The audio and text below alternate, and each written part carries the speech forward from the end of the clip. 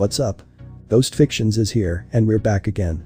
This is the first part of a story where Issei was trained by the dragon gods and became the true dragon god of chaos. In the battle against the Trihexa, where the leaders of all the factions were sealed with a beast in an alternate dimension, the leaders about to die, but Issei arrives and saves them. Then as an act of kindness he exchanges places with them, sending all the leaders outside the dimension and leaving only him and the Trihexa in mind. After 10 years, Issei manages to leave that dimension and return to his home, but he realizes that 10 years have passed and things are no longer the same as before. Now he will have to face new, more powerful enemies and demonstrate his true power, which is greater than that of the gods themselves. But before we start, please consider subscribe to the channel and give this video a like. Don't forget to check the description for more informations. Also, this is a translate version. You may find some mistakes, specifically in the character's gender. Issei of course is a male, Vali also is a male. Well, with that out, let's get into part 1.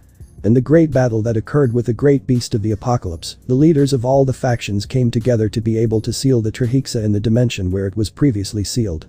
But there was a problem, they had to be sealed with a beast in order to keep the seal active. A few months have passed since the leaders left, the supernatural world is barely standing firm, since without them the factions are unstable. After all, peace had been achieved, at least almost for everyone, since Haidu Issei along with Ajuka Beelzebub were in communication with the leaders who were sealed thanks to an invention by Azazel that allows them to communicate between dimensions. The leaders informed them that the battle was not going very well since the beast was too powerful and they could barely survive. Issei was desperate and he couldn't do anything, so he asked Ajuka if there was a way he could help them, to which Ajuka told him yes, but the price is too high. Issei didn't care about that since he wanted to help them, he couldn't let them die. Ajuka told him that he can send someone to where they were, but he has to stay in his places, and that he has to be someone extremely strong, since he had to fight the beast and give power to the seal, so that it remains activated, also that I had to leave something in this dimension. Issei without hesitation offered since with the boosted gear, he could keep the seal active, and with his balance breaker, he could confront the beast. Ajuka thought about it for a moment and accepted since he did not have much time and the circumstances suggested that he was the best optional. With the decision made, Ajuka Beelzebub called all the leaders of the factions to a meeting. He also added all the people close to Issei, since they had the right to know what was happening and what would happen to Issei. Ajuka, once everyone was gathered, explained the situation of the leaders, and it is worth saying that many were worried about them, since there were their brothers, sisters and even their parents fighting. Ajuka told them that he had a way to save them. Everyone was happy, but when they heard the way, many were scared, since one had to be alone with that beast and fight with it. None of them wanted to offer themselves, but he already knew that. Then Issei stepped forward and told them that he would do it, since with his boosted gear, he can make the seal this active, and also that with his current strength, he can at least fight the beast even if he can win. Upon hearing this, many were surprised, others could not even speak in the face of such surprise. The Gremory group and other girls present, when he came out of the shock they immediately refused, but Issei always told them that he cannot sit idly by when there are people who are dying to preserve the peace. Also, without the leaders of the world, it would be supernatural. A big blow if they die. Even with those words they did not accept, so Issei approached them and told them that he was sorry, but it is something that he has to do. He also told Riaz and Sona, who flatly refused, that he cannot see Surzich as Lucifer and Seraphol Leviathan die without being able to do anything. In response to this statement they said nothing. After the meeting, Ajuka prepared to send Issei to the Trihexa dimension. Once he was ready, Issei prepared to leave to help him, but before that, Ajuka gave him some magic spells and told him that he had to use it on a person right after. That person would teleport here with alongside everyone. Issei, upon hearing this, nodded and turned to where certain women were who were crying. Issei sees them and tells them not to worry, he will be fine and to wait for him since he will return. He said before disappearing. The girls upon hearing this cry even more for the loss of their loved one, but he leaves behind something that makes them remember him. He leaves 8 pawn pieces. Once Issei is in the dimension he becomes serious and takes action, since he still remembers the last time Azazel contacted them. What he saw was Seraphol the Mau, Gabriel the Seraph and Penemu the Cadre crying, knowing that they will die at any moment. Seeing this, Issei felt a strong pain in his heart and he didn't want to see them that way, he just wanted to see them smile like they always did. Once he located the battle he set out to save them by sending everyone back to Issei's dimension, leaving him alone with the great beast of apocalypse, ready to fight and train with the Trihexa. Meanwhile in Issei's dimension you could see the leaders gathered and recovered, but none of them said anything, and some were crying for the loss of someone very valuable, and Toladan stands up and breaks the silence and says from now on the Securite, Haidu Issei is named Hero of Asgard, surprising everyone present. After a few seconds everyone understands that he does it to honor the boy who sacrificed himself for them. Then everyone begins to say the same thing. From now on the Sekiryu Haidu Issei. He is named as the hero of Olympus. From now on the Sekiryu Haidu Issei is named as the hero of heaven. From now on the Sekiryu Haidu Issei is named as the hero of the underworld.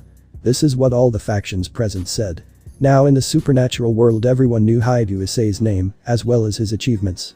After 10 years Haidu Issei manages to leave that dimension, but he realizes that many things have already changed in this time that he was gone.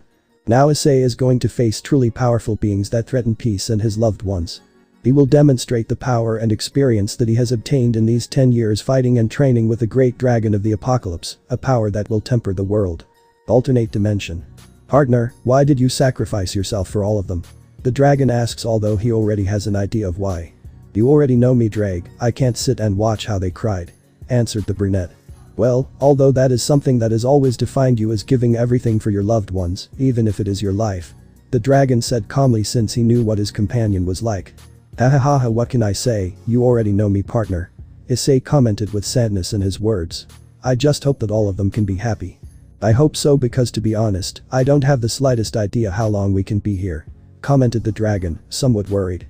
You know something, Drag, I don't feel sorry for what I did, rather I feel happy that I was able to help in this war. The brunette said in a happy and calm tone. You better than anyone know that you helped not only them, but also many more, and that you have done more in almost 2 years that I have been with you than a lifetime with the other carriers. Said the dragon, making Issei smile. Drag, partner, sorry for everything I've put you through. Says the brunette. What's that apology for?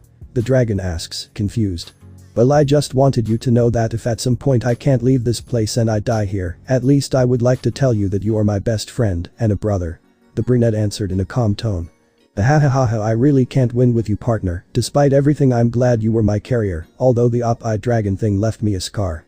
Said the dragon happily but also depressed. Hahaha, well, a good memory so that when I'm gone you can remember me. The brunette said happily and amused. Despite everything he has experienced since he became a devil, Drag was always there with him to support him and help him. He is really happy to see him known. Please stop if you continue like this, I'm going to die from depression. Commented by the already depressed dragon. Ahahaha.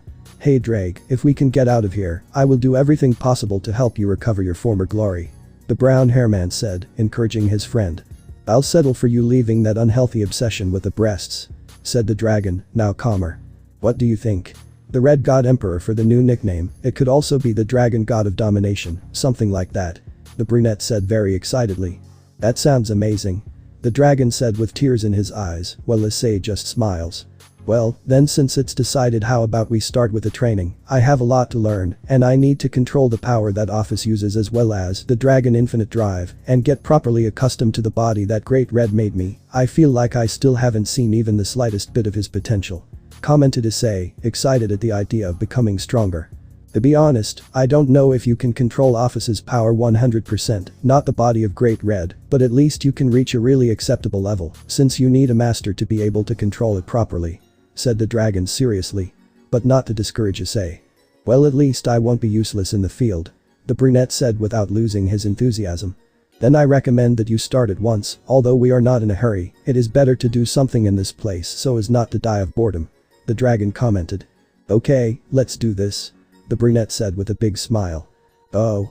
You are going to train for the first time seriously and with enthusiasm, hahaha, I want to see how this ends. Said the dragon very excited. The good thing is that in this place you will not feel hungry or sleepy, so come on, partner, let's show the world the true power of the strongest Sekiryu in history. The dragon shouted excitedly. Of course. The brunette shouted excitedly. I promise you that I will return. The brunette thought. Human world. Haidu residence. You can see all the leaders and their teams that were in the alternate dimension. They were all lying on the ground being treated by the DXD team and some other people of different myths after they left, some with scratches, others with normal wounds and most with serious wounds, either broken bones or damaged organs, and almost all of them were bathed in their own blood. Although some were also crying because the price of seeing their loved ones was very high, since the price was the hero for some, friend for others, and the person they loved most for others. Among them you could see the Gremory group crying while treating the wounds of the Mass and other members, the Volley group treating Azazel and Penemu as well as other members, although Lefei and Kuroka were with tears in their eyes, also Irina and Uriel with other angels treating Michael, Raphael and Gabriel, as well as other members. There were also members of other factions treating their leaders like Olympus was treating Zeus. But among all of them there were some conscious and others unconscious, but there were 3 women who seemed very affected. Among them was Gabriel, who was leaning against the wall, but she had her hands gripping her chest tightly because she felt that she had lost something too valuable to her, while slight tears came out of her beautiful eyes. Another person was the Mauserafol Leviathan, who was unconscious, but before she fell unconscious tears ran down her cheek, saying in a whisper, "Why you? Why?" And so she fell unconscious before the arrival of Sona Sitri, who immediately saw her. He throws himself into hugging her and crying with her in his arms. She couldn't explain how happy he felt to see her alive again. Enemu was another one who, although she was not better than the others, at least she remained standing with certain tears wanting to come out. They stayed resting and recovering, at least until they can go to their respective factions and recover fully, since they also had to think about something, and that something was nothing more than the person who sacrificed for them and prepared to give the news to the supernatural world. So after a few days that passed, the girls from the Gremory group were very depressed, especially Riaz, since the love of her life, who gave so much for her, was no longer by her side. The days continued to pass, those days into weeks, the weeks into months, the months into years. Some people still had hope of seeing Issei again, while others continued their lives normally and forgetting about him. Sometimes they felt like they were missing them. Something was needed. In this way the years went by, and out of nowhere 10 years had passed. Underworld. Sitri Castles. It's been 10 years since the Trihexa incident. You could see a certain girl in bed who seemed to be having a nightmare, as her expression reflected pain as tears ran down her cheeks. "Bream. Go to your sister, who is waiting for you," a man told her calmly while she wiped away her tears and caressed her cheek. "What are you going to do?" she asked him, worried. "Don't worry, I'll be fine. I'll stay to protect you, so you can calm down." He told me that while a magic circle appeared below me. "Nuevo. Wait. Please. Wait," I shouted, already very scared. "Please come with me, I need you," I told him while I was crying, since for the first time I felt my heart beating strongly for someone he had protected with his life, and I didn't want to let him go. He shook his head in denial. I was already about to disappear, but I could hear the last thing he was telling me. "I will return, Sarah-chan." And with that last sentence he left, as well as the last memory of him. End of dream. When the beautiful woman got up from her bed and touched her cheeks, there was that tear of sadness for never seeing him again. "Bad dream again. I really miss you," said Serafal Sitri. At that moment there is a knock on the door. "Wait a moment," Serafal answers as he wipes away his tears and gets dressed. Once she is ready, she opens the door and is surprised because the person knocking on the door was her younger sister Sona Sitri, with her typical emotionless expression. "Good morning, One-sama. I brought you a letter from Surzich-sama," the younger Sitri informed her sister. "Good morning, Sotan," says the eldest Sitri as she threw herself on her sister to hug her with her typical happy way of being. "One-sama, I already told you to stop saying my name with Tan," the youngest Sitri claimed with her cheeks flushed with embarrassment. "Why so, Tan? It sounds cute, and just because you have a boyfriend before your sister doesn't mean I can't call my cute little sister." Sona Sitri has a boyfriend. She got together with Saji more than 2 years ago, but before they dated he had married Momo and Raruko 5 years ago. Saji now has 2 beautiful wives, but he wants Sona Sitri as his next wife, who is the one who spends the most time making his 2 wives very jealous. This happened when they were at Sona's school. He saw her playing and smiling with the children, and after a few moments he approached her and told her about her, while the two looked at the school. "Sona-sama, I really thank you for allowing me to be reincarnated as a devil. If it weren't for you I wouldn't know where I would be." Those words surprised a black-haired woman since she never thought he would digest those words. "I really thank you since I can be with a person as wonderful and beautiful as you," said the pawn Sitri. Sona was going to scold him since she thought he was flirting with her, but then she saw his eyes that reflected happiness, gratitude and sincerity. From then on they got closer and closer, until Saji proposed to be his girlfriend, and she accepted. "Moo. One-sama, please," Sona told her, handing her the letter and running out. "Sotan, come back," the older Sitri shouted at her. Serafal just smiles when she sees her sister like that. She enters the room again and closes the door. At that moment, while he sees the letter in her hands, tears fall down her cheeks, remembering that scene where she saw him. Except. Flashback. "I'm going to die, this will be my end," the Serafal Leviathan thought while she cried while on the ground on her knees without strength. "Sorry Sotan, I couldn't see your dream come true," the Mau thought as she lowered her head waiting for her death. But in the last moment of her death she only whispered, "Please help, I don't want to die," she said in the hope that her hero and her prince, who she had been waiting for so much for years, would arrive for her. She was asking for help since in front of her came a gigantic fireball that Trihexa had launched to kill her. She only waited for her death by lowering her head and closing her eyes, but it never came, opening her eyes very slowly, since she was afraid of finding something in front of her that could kill her. But she got a big surprise when she opened them, since at the same time in front of her was the person she never expected, since it was no one other than Issei himself. Hi to Issei. Seraphol was surprised that she couldn't talk for a few moments because he was protecting her with his body, receiving the fireball in front of her. Once he stopped the fireball, he turned around and carried Seraphol like a princess to get away from the Trihexa, while he protected her with her life from the multiple attacks that the Trihexa sent her. Seeing this, Seraphol couldn't even say or do anything, since the person carrying her in her arms is a man who is protecting her with his own life so that nothing of hers happens to him. At that moment when he was carrying her in his arms, she felt calm. She didn't know how to express it, but for the first time in her entire life she felt protected and protected by someone. Those feelings that invaded her, she didn't know what to do as she felt happy, calm, protected and most of all warmth. For the first time in her long life she felt warm in her heart. She felt that no matter where or who she faced, she would feel protected from her as long as she was at her side. What is this that I feel, this warmth, this tranquility? The Mayu asked herself while she little by little lost consciousness of how tired her body was. When she regains consciousness after a few minutes, she is surprised because there was her still protecting her from anything happening to her. Ice-chan, what are you doing here? You shouldn't be here, she said when she was able to regain some strength. Well, what can I tell you, Seraphol-sama, I've come to help you, the brunette responded with a sincere smile that made the Mayu blush slightly. And if you ask how Ajuka-sama got here, after his departure, I investigate a way to help them by inventing a magic exchange circle, said the brunette, taking out the paper with the magic circle. Wait a moment. The Mayu asked, to which the brunette only nodded his head. If that's the case, a person has to stay, and if I leave that means that. With a face of surprise and amazement, she walks to Issei, who is giving her a smile. That's right, Seraphol-sama, I will stay so that you can return home. You have already fought a lot, and you deserve a break. There are people who need you, not to mention the supernatural world. Besides the fact that Sona misses you, it's not the same if his great and wonderful one Issei-sama is not by his side, said the brunette slowly and calmly. At that moment tears ran down her cheeks because of those words, since it was no secret that she missed her sister very much, but she knew that she couldn't see her anymore. Until now they are telling her that she can see her dear sister again, listen to her, talk to her, hug her, tell her how much she loves her, and how important she is to her. But at the last moment he realized something. But you will be left alone with that beast. No, I cannot allow it as a Mayu. It is my duty to fight until the last moment to protect everyone, the Mayu said in a firm and authoritarian tone.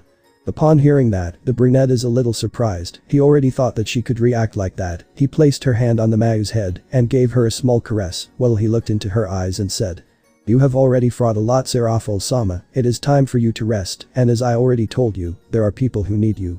The brunette said, trying to convince the Mayu, but she refused. You know something, Seraphol-sama, I heard from Sona that because of your way of being she embarrasses her, although she also told me that that is a part of you, I wouldn't change it for the world. Besides, Seraphol-sama, I don't want to get into your private life, but I also know that you have never gotten a boyfriend because of your happy and pampered manner. And those who approach you are the men who only see you as a trophy or an achievement for having the Mayu as your girlfriend, the brunette said calmly. Seraphol is so surprised by how knowledgeable he is, but she also blushes so much knowing what she is like and what has happened to her. Issei just looks at her and smiles as she thinks about how cute she looks like that. You know what I think? I think you are a wonderful woman with your way of being so active, happy and pampered. I think any man would love to have a woman like that, so he can pamper her as much as he wants, while he observes how beautiful you are at the same time. See those beautiful violet eyes? The brunette Mayu told him while he caressed her cheek lovingly. Seraphol didn't know why, but she had blushed at those words. Even though they always complimented her, they simply ignored them, and she knew they came with other intentions, but she didn't know why hearing those words from him made her heart go crazy. Maybe it's because there is only sincerity in that look, since she has always been seen as a trophy and not as a woman, but when she sees him, that look reflects that he really sees her as a woman.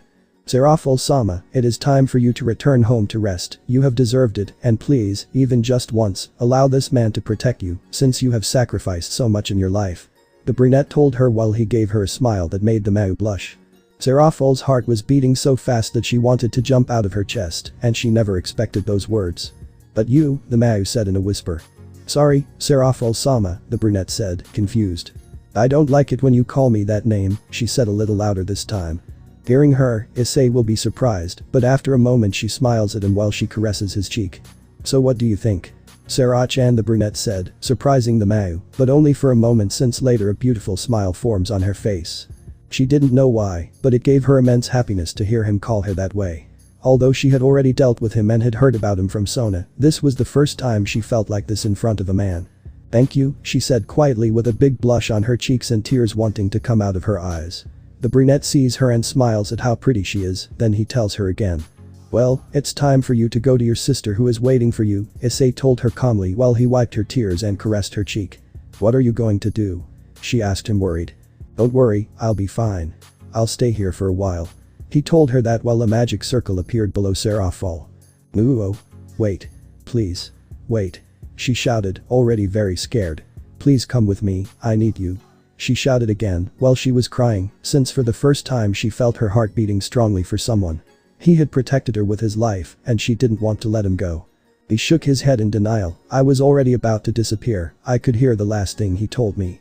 I will return. Sarah-chan." And with that last sentence he left, as well as the last memory of him that she see of him. End of flashback. Ice, Serafal said in a whisper. Underworld. Lilith City. Citri Academy. Naya, you can leave now and remember the work that left you. The sexy Nekomata Yaokai of the Citri Academy spoke, with her beautiful amber eyes, long hair and black as the night itself, with a statuesque body of a masterpiece that everything young man fantasizes about having. When everyone left the class, the sexy Nekomata turns to the Sale and says, "Naya, what brings you here, Vali?" said the black-haired girl. "And to think that you would end up this way, Kuroka would never have imagined it," he said with a mocking smile. "Don't bother me, Vali, you've always known that even though I like to fight, I always wanted a quiet life, Naya," the black-haired woman said with slight annoyance. "Well, what are you going to do, and tell me how your work is going?" asked the white dragon. "The last time I spoke with Biku he told me that Sun Wukong has him helping the Yaokai, and Arthur told me that he is doing well with Auden. Naya, and to think that we would all end up like this, and you married to 5 women, Naya, haha," the black-haired woman said with amusement, making Vali blush a little. "The Fae told me that they want to marry her to someone, Naya, but she's sure she'll find a way to cancel it, Naya," the black-haired woman commented, remembering something so that she gets a little sad. "Tell me something, Kuroka, you don't have a man out there?" Vali asked. "No," the black-haired woman answered. "Are you still a virgin, Kuroka?" Vali asked curiously. "Of course, if you idiot," the black-haired woman said, angry but sad. "I would only give it to him," she said in a low voice, but Vali could hear her. "You're still waiting for him?" Vali asked, interested. "I will always wait for him, Naya, I only want to be with him, Naya," the black-haired woman said, depressed. "Do you think that one day we will see him again?" asked Vali. "Yes, Naya, something tells me that we will see him again, Naya, and maybe it will be very soon," answered the black-haired woman. "By the way, Ebel told me that your sister wants to see you," the white dragon informed the Nekomata. "What a pity, because I don't," the black-haired woman answered angrily, remembering what her sister did. "Are you still angry at her for changing Hai to Issei?" asked the Vali. "For a Nekomata, Naya, and even more so for a Nekashu, once we choose a mate, we stay with him, Naya," the black-haired woman resented Vali. "Kuroka is like this since her sister swore eternal love to Issei, but when Issei sacrificed himself for everyone, after 3 years she forgot about him and formed a relationship with a Yaokai who already had a commitment to Kunu, Yasaka's daughter. It's natural since she wanted to continue with her life," Vali said calmly. Then let her continue with her, Naya. For my part, I will continue waiting for him as long as necessary, Naya, since I am sure that I will see him again, Naya," the black-haired woman said in a serious tone. Kuroka, despite her playful and mischievous personality, she also has a sentimental side to her. Once Issei sacrificed himself, she was shocked and became very depressed since she had lost the person she had fallen in love with, that person who accepted her as she was, that person who always made her smile, that person who always he worried about her. That she was always well, and that she lacked nothing, and that person who, no matter who she faced, always looked out for her and protected her. That feeling of loneliness never left, it had been there torturing her and waiting for him all this time. "Kuroka, do you really think he'll come back?" Vali asked with interest. "Yes, there is no doubt about that, Naya, he will return, and I don't know why, but something tells me that we will see him again, Naya," the Nekomata answered as she looked at the sky through the window with a deep gaze. I hope so," said Vali, who repeated Kuroka's action. "Ice," the Nekomata said in a whisper. "Heaven. First heaven." Uriel's ace, Nero Raimundi, was walking hand in hand with Michael's ace Irina Shidu. Since they have been a couple for some time now, they were going to a place where they were waiting for them. When they arrived, you can see a slightly wide place with wide armchairs. In them they found Asia Argento and Zenobia Quarta, who had become reincarnated angels after asking Michael and having the permission of Riaz and Serzerch. They were with their respective partners. Asia's was Raphael's ace, Dethel Waldsimler, and Zenobia's was Raziel's ace, Louis Pinkin. At 3 years old they forgot about Issei, and 2 years later they fell in love with Uriel's aces, Raphael and Raziel, an act that same year they asked to be reincarnated. Although some were disappointed in them since they swore eternal love to Haidu Issei, but now that he was gone, they forgot about him and continued his life as if nothing had happened. Heaven. Sixth heaven. The seraphim were in a meeting, talking about some matters they had to attend to. In that same place was the strongest and most beautiful woman in heaven, the great seraph Gabriel, who had a somewhat serious expression, but you could see a great sadness that had invaded her for 10 years, since the last time he saw her.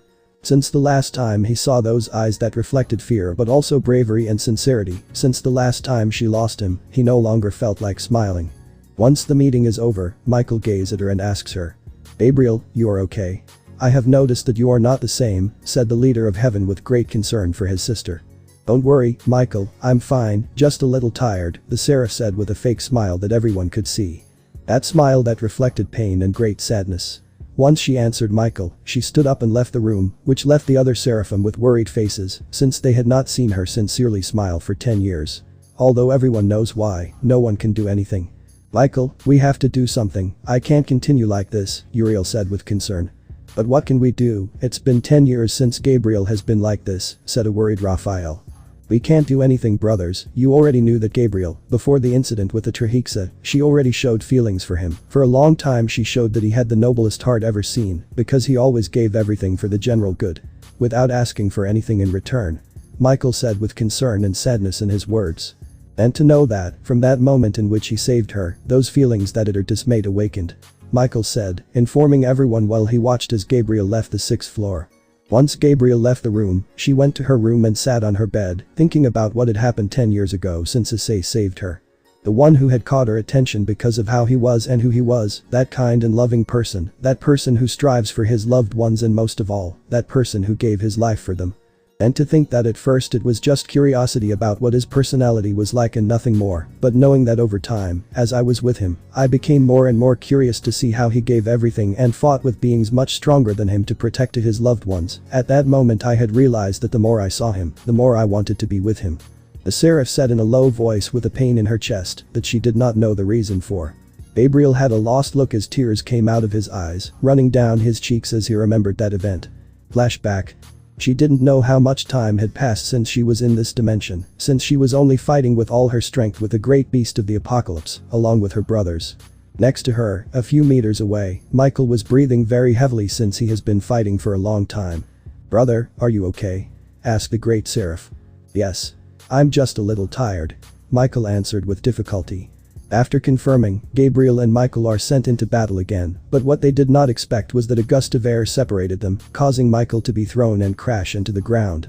The Trihexa, seeing this, begins to attack Gabriel, who at the same time is distracted and hits her with a blow that leaves her on the ground almost unconscious from the strong blow. Gabriel tries to stand up, but can't. The Trihexa sends him a flare when he sees her like that. Seeing the flare heading towards her, a thought crossed her head. "I'm going to die," the seraph thought. "No, Gabriel," Michael shouted when he saw that his sister was going to die, an act that Gabriel only closed her eyes and whispered. "Father," the seraph said, remembering her father, Elohim, while tears ran down her cheeks. The flare hits Gabriel, causing Michael to be horrified. "Nuevo." Gabriel. The leader of heaven shouted, crying when he saw the death of his sister. Inside the flare you could see an intact Gabriel without any scratches. "Why are you crying?" someone said to Gabriel. "You don't know that you look prettier with a smile on your face than tears on it," he said while she felt how she wiped away the tears that were running down her face. "That hand, because I feel so calm when she touches me." "What is it? Who is that person who makes me calm down?" Gabriel little by little opens her eyes to see that person who protected her from the flare by covering her with her wings. "Sekiruite," she said with a surprised look. "Tell me, why are you crying?" the brunette asked while he continued caressing her cheek with a smile. Gabriel didn't know what to say. She was left speechless since that feeling she felt when he caressed her so delicately made her feel happy. "You don't know that you look prettier with a smile on your face than tears on your face?" The brunette repeated the question again with a smile. Gabriel didn't know why, but those words made her cheeks blush. When the flames died down, Michael can't see that Gabriel was alive, instantly filled with immense happiness. Trihexa launches a flare again. Issei, seeing this, carries Gabriel in her arms and dodges it. Gabriel didn't know what to do, and now that he was carrying her in his arms he turns redder, but she doesn't know why since she knew him and had talked to him before, but this was the first time she felt that feeling that he would give his life for. Protect her. While Gabriel was still thinking about him why, Issei had dedicated himself to dodging the Trihexa's attacks. Gabriel didn't realize anything until a fireball hit Issei from behind, causing her to start bleeding from the impact, and from her head, she returned to reality. "Let go of me, if you continue like this you're going to die," the seraph said worriedly. "No," was the only thing the brunette answered.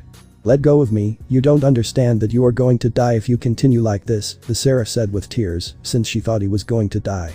"No." But the brunette kept saying the same answer. "Why? If you continue you are going to die," said the seraph in desperation, looking for an answer. "I won't, I'm not going to die. What would be heaven without the most beautiful and strongest woman of all?" the brunette answered with a smile as he looked into her eyes, because even though he was wearing the armor, he wasn't. "I had my helmet on." Gabriel was in shock because she didn't know why those words affected her so much, even though she has been called that countless times. For her it was nothing, but then she thought, why when he says it do I want to keep listening to it? Why do I want to look good for him? Michael, who was watching from afar, saw how Issei sacrificed himself to save her sister and take her to where hers was.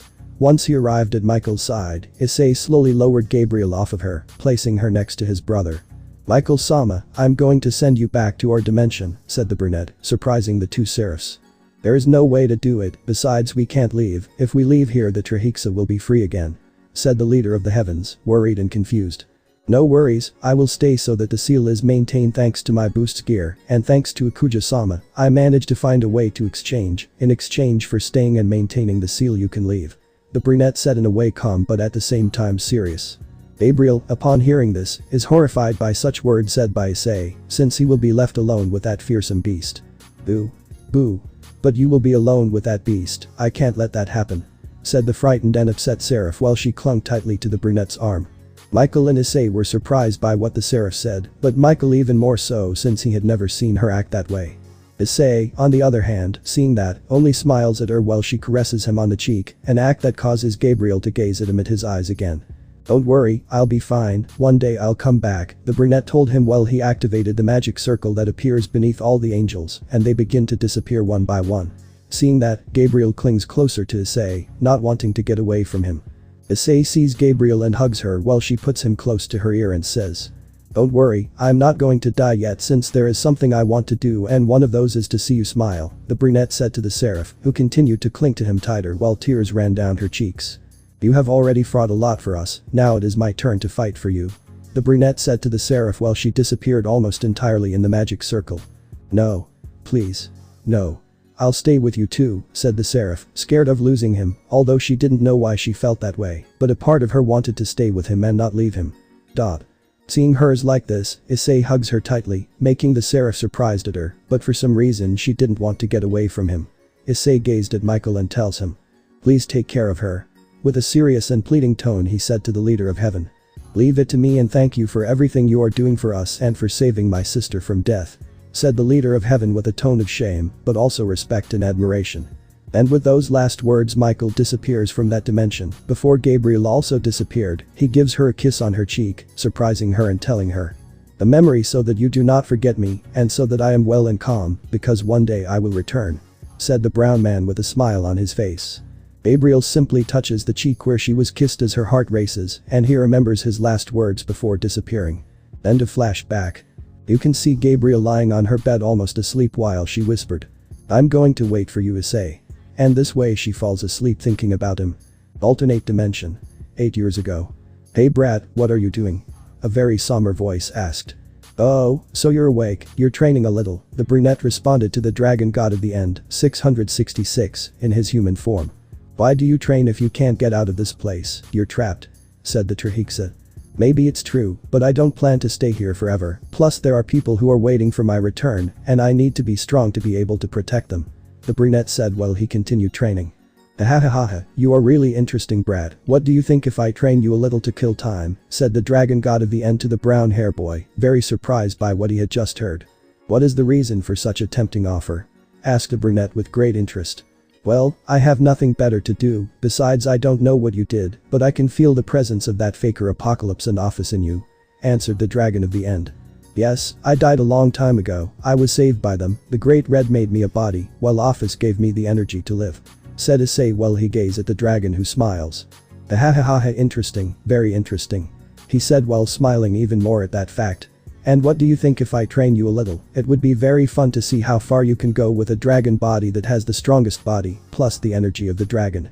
Dragon of Infinity and the training of me, the Dragon God of the End. Ha, not you, but to me it doesn't sound bad at all," said the Dragon of the End, tempting Issei even more. "Drag, what do you think?" the brunette said, still with some doubt. "I don't know, partner," the dragon said thoughtfully. "Do you think we can trust him?" asked the brunette. "I don't feel malice in his words, and I would be lying if I said I wasn't interested," said the dragon. "Let's analyze it a little." "What do you mean?" the brunette asked with doubt. "It is as he says, you have had contact with the 3 dragon gods, but not only that, your body is made of the blood and flesh of the Great Red. In other words, you have the best body that a dragon can have. If you train it well, it will not I imagine how far it can go," said the dragon with great interest. "I understand your point. I also have almost infinite energy from Office, the Dragon of Infinity. If I train it properly to control it in its entirety, I will be on another level and will be able to use my magical reserves properly. They have already increased enormously by the power from Office," said Issei, analyzing the situation. "That's right, partner, if you train it well you will reach a new level, but you will never be able to completely master it due to your lack of experience and information. But if someone trains you who has those 2 characteristics, you can master it completely," said the dragon, increasingly excited. "And there is no person more suitable than that same dragon who is on the same level as the 2 of them," commented Issei. "We don't lose anything by trying. I'm also getting excited to think how far we can go. I think this is a unique opportunity, partner," said the dragon, advising Issei. Issei turns to see the Trihexa who is standing in front of him waiting for the answer. "I see that you already finished talking with Drag, so what did you decide?" asked the Dragon of the End. "Okay, Trihexa, I accept, so from now on I am in your care," the brunette said calmly, but also seriously.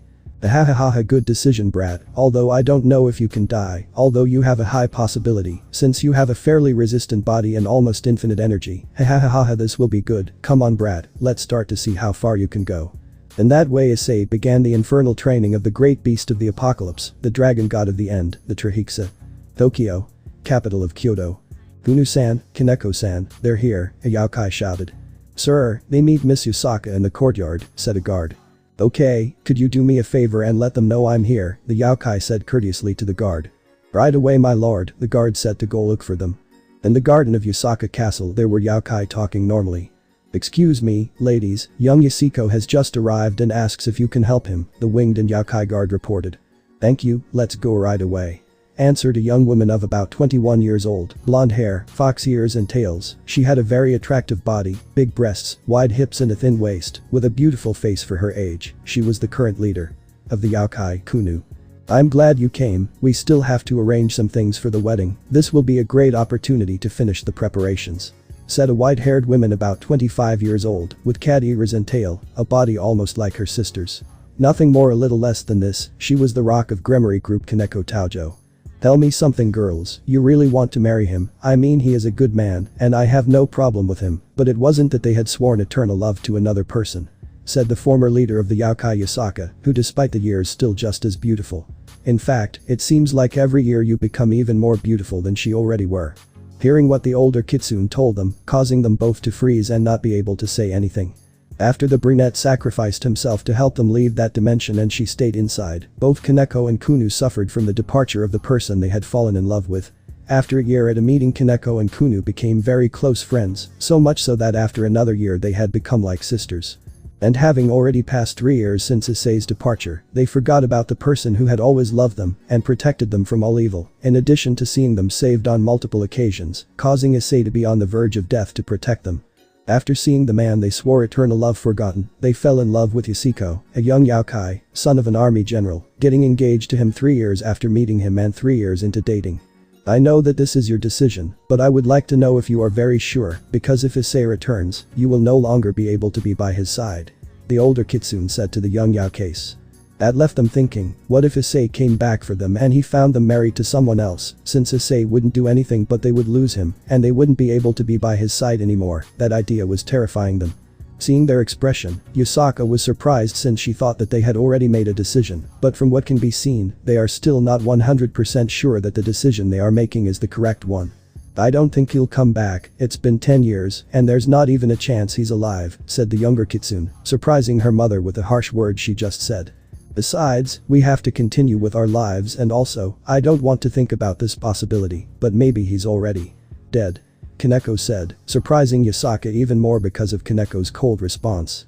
They stand up and go to look for their fiancé, while Yusaka watches them leave and shakes her head, since she knows what Issei is like, she won't die so easily, and even less so when she knows that he has women waiting for her return. "I hope you don't regret the decision you girls are making later," said the older Kitsune as she watched the two young Yaokeis leave. "Come back soon, Issei, I'm waiting for you to come for me," was what Yusaka said as she looked at the wide sky, and tears ran down her cheeks. Underworld. Gremory Castle. Four young girls could be seen in a beautiful garden talking calmly without any problem or worry. They were the heirs of the Citri and Gremory clans, with their respective queens, Ria's Gremory, Himejima Akeno, Sona Citri and Tsubaki Shinra. "Tell me, Sona, how are you doing with Saji-kun?" the Retid asked. "You can say more or less since there are some problems," and adding that lately, he only spends time with Momo and Raruko. The Citri heiress responded, surprising the Rias and her queen. "I'm surprised to hear that, since I thought you had everything under control," Queen of the Gremory said. "They are not easy, besides, Saji has been foolish for me to sleep with him," said the Citri heiress with tiredness and little patience in her words. "And why don't you do it and that's it, he's supposed to be your boyfriend, I don't see what's wrong with that, since you know he really loves you," said the Retid to the Citri heiress. "I know the feelings that Saji has for me, on most occasions I don't feel like being with him. Furthermore, the other topic is really very bad since Saji is part dragon, and the only thing he really wants is to mark me, as already he has Momo and Raruko marked, he says it is so that no one gets close to me, in other words he wants to control me, an act that does not seem to me in the slightest." The Citri heiress responded with anger in her words. That comment left Rias and her queen in doubt as they didn't understand what she was talking about. Tsubaki made a comment to clarify. "Remember that a male dragon marks his females when they have sex, this mark allows no other male to approach it, because it is already marked as the property of the dragon that owns the mark, and if the female is unfaithful to him, this mark will take care of it. To kill it since it contains a large amount of dragon power," said Queen Citri finishing the explanation. This surprised Rias and Akeno since they were unaware of this detail. Sona, upon seeing this, raises an eyebrow as does Tsubaki in doubt. "From what it seems, you were unaware of that information. I am surprised that you who lived for so long with a dragon like Issei-kun did not know that," said the Citri heiress with quite a bit of intrigue. The silence lasted as Issei's name brought back memories of everything they had experienced at their sides. Sona, seeing this, wonders if Rias and her entourage have already forgotten Issei.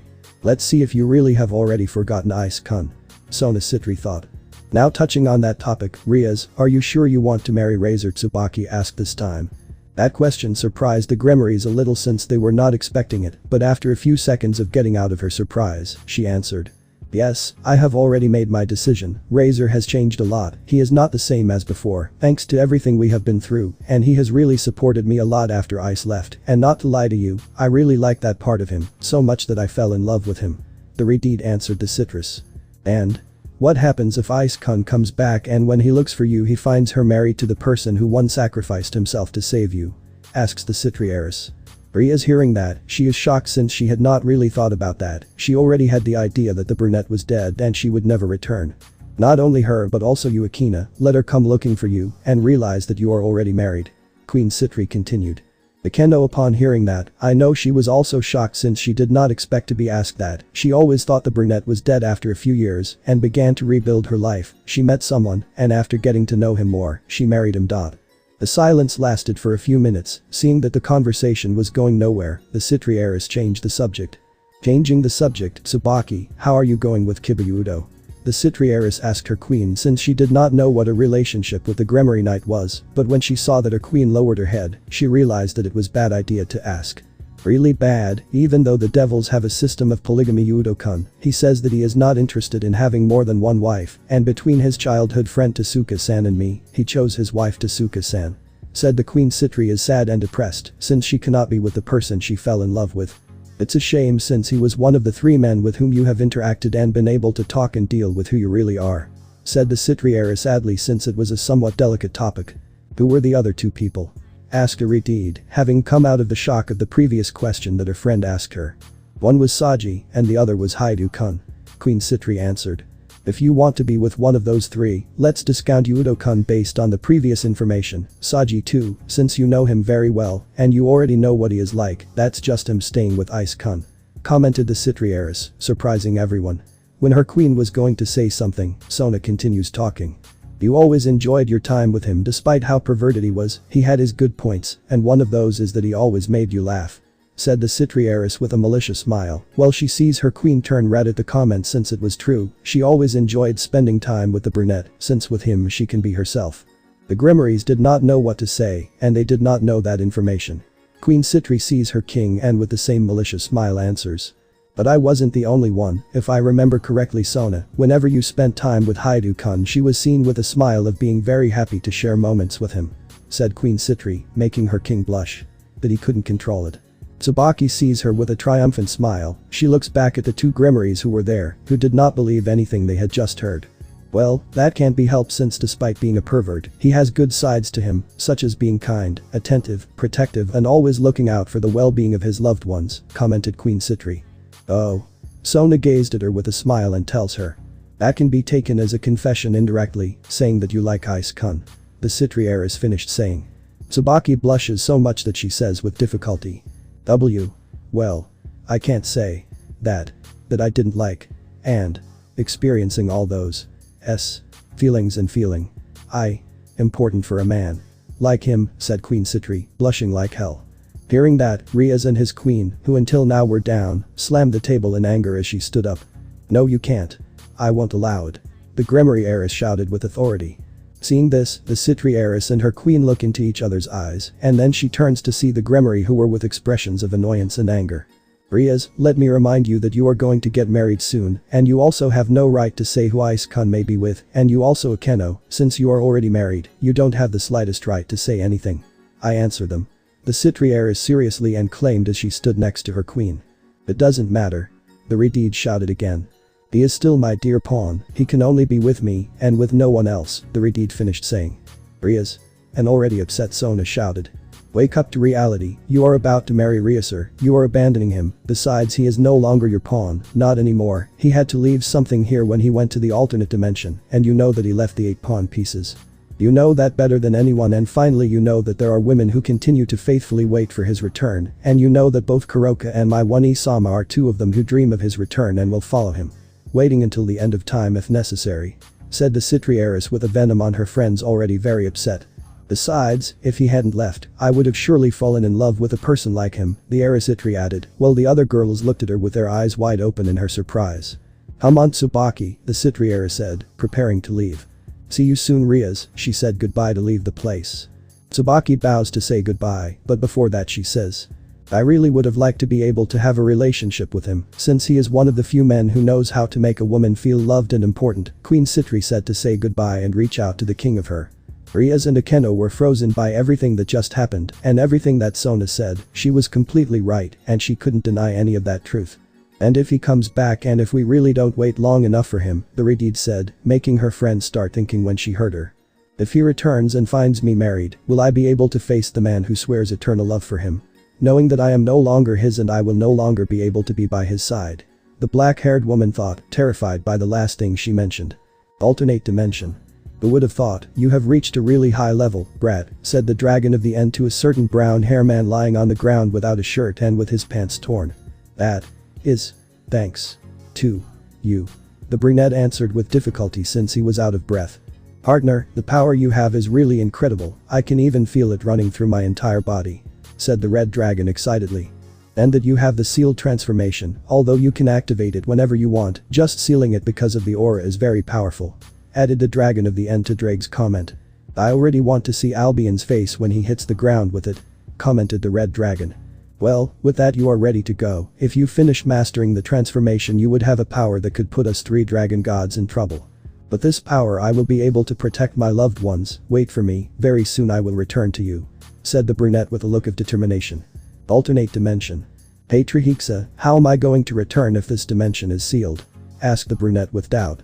It's easy, despite being sealed, that seal is only for me, the seal has nothing to do with you, plus when you changed for those people you reactivated the seal of that old fool Yawit as a backup if the first one failed.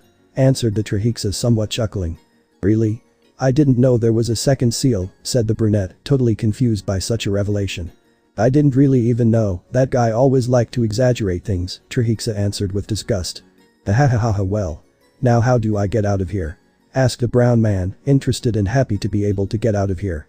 With the help of the other 2 dragons that are in the dimension gap. Trihexa answered a confused brown man. Because you didn't tell me before that I could get out of here. Issei claimed the dragon of the end. Because I need enough energy to open the portal on this side, which makes it difficult for me with the seal, since it suppresses my powers. Trihexa answered, annoyed to know that the seal suppresses it so much. I'm going to communicate with them, so shut up. He warned the brunette that he walked away and kept quiet so as not to interrupt him. At that moment it is seen how a black aura is surrounding the Trihexa's body, and after a few minutes the body shrinks, taking the shape of a black-haired human in a black suit. After a few minutes of having acquired human form, he expels a little more aura, causing a gap to open in front of him, where you can see Great Red and Office above him. Dimensional gap. Minutes before. Hey Office, why was she so weak? Is it because you missed that kid? Asked Great Red, bothering Office. Shut up, Baka Red, answered an angry and blushing Office. You know, I'm surprised that you have feelings, as I knew you were known for not having feelings for anyone or anything. Great Red said, intrigued since Office had shown a side of her that no one knew, and all thanks to the brunette. That was before, since I was with Ice I have discovered a little about human emotion, so to speak, although there are some things that I still do not understand. Office responded seriously and sadly when she remembered that she has not seen the brunette since he sacrificed himself. For the well-being of this world. Great Red remained silent, thinking about what he said. It was really a shame to lose him, he had great potential to become a new dragon god.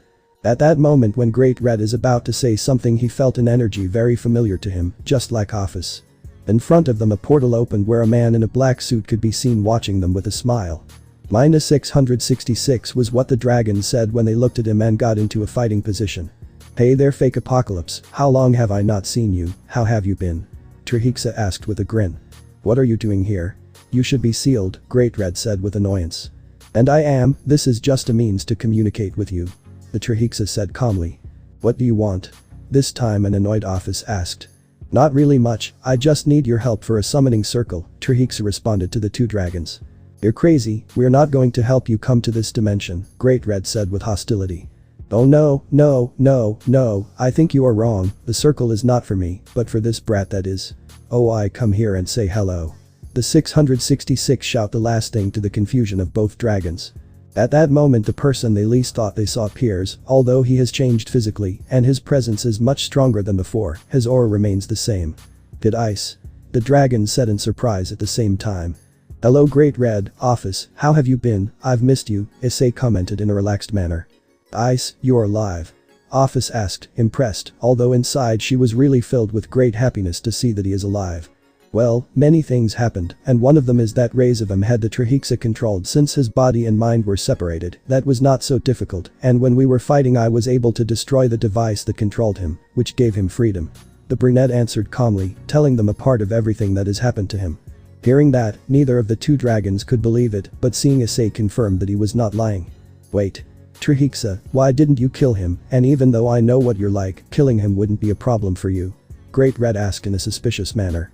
Ahahaha, Red, for that observation, and to answer your question, it is because the boy is very interesting. He talks to me as if I were one of his friends, and he was never afraid of me, rather he always had a determined look. He really reminded me in my young days, before I was sent here to this world. Trihexa said in a fun way, surprising the 2 dragons since those words did not have any bad intention. Well, we'll help you, what do you want us to do? Office asked, a little unsure but happy to know that she can see the brunette again. Oh, I didn't think that the goddess of infinity could be interested in someone rather than her silence. Trihexa commented without being able to believe it. Meanwhile the brunette blushes at such a revelation, although happy since he always felt something for Office. What you have to do is easy, bring someone to the dimensional gap who has knowledge of advanced magic and special summoning circles, then tell him to draw my circle in great detail. Well, the brat draws it on this side to connect the dimensions, then Office add a small amount of magic to make the portal open. Now finally it has to be in the dimensional gap. Said the Trihexa with total seriousness that surprised to all. Why here and not in the human world? Great Red asked doubtfully. Because out of gratitude for allowing me to get out of mental control, I have been training this brat. Its aura, although it has not changed, is much denser and stronger than before. If it reaches the human world like this with just its presence, it can exterminate them. Since he trains with me, he doesn't know how strong he is, therefore he doesn't know how powerful his aura is. He concluded, explaining the Trihexa while smiling when he saw the surprised expression on the two dragons. He needs about 2 weeks if not sooner to stabilize his aura. In that time he cannot leave that dimension. I finished saying the Trihexa. It should be said that the dragons were still in shock at such a revelation, since Issei trained with the great beast of the apocalypse and survived.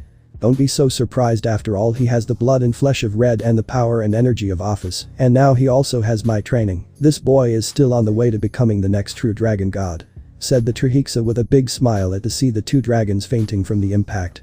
After a few minutes of fainting, they are now a little calmer and now analyzing the information they just said. This was actually a good thing, since Great Red, even though he does nothing for the human world, really wants the dragons to be feared and respected. In the case of Office, her heart was beating fast and she was extremely red and happy, since the person who took a personal interest in her, that person who always cares about her, now had what she always wanted, to be able to protect her. Her loved ones. But in addition to being like this, Office was getting excited because for female dragons that show authority and respect are the most coveted by females, and being able to see the male that she has been having feelings for is so powerful, it was exciting. Well, Baka Red, I'll take care of the rest, you create a field for the summoning, said a Red Office after that shock had gone away. Okay, but who are you bringing? Great Red asked doubtfully, making Office think.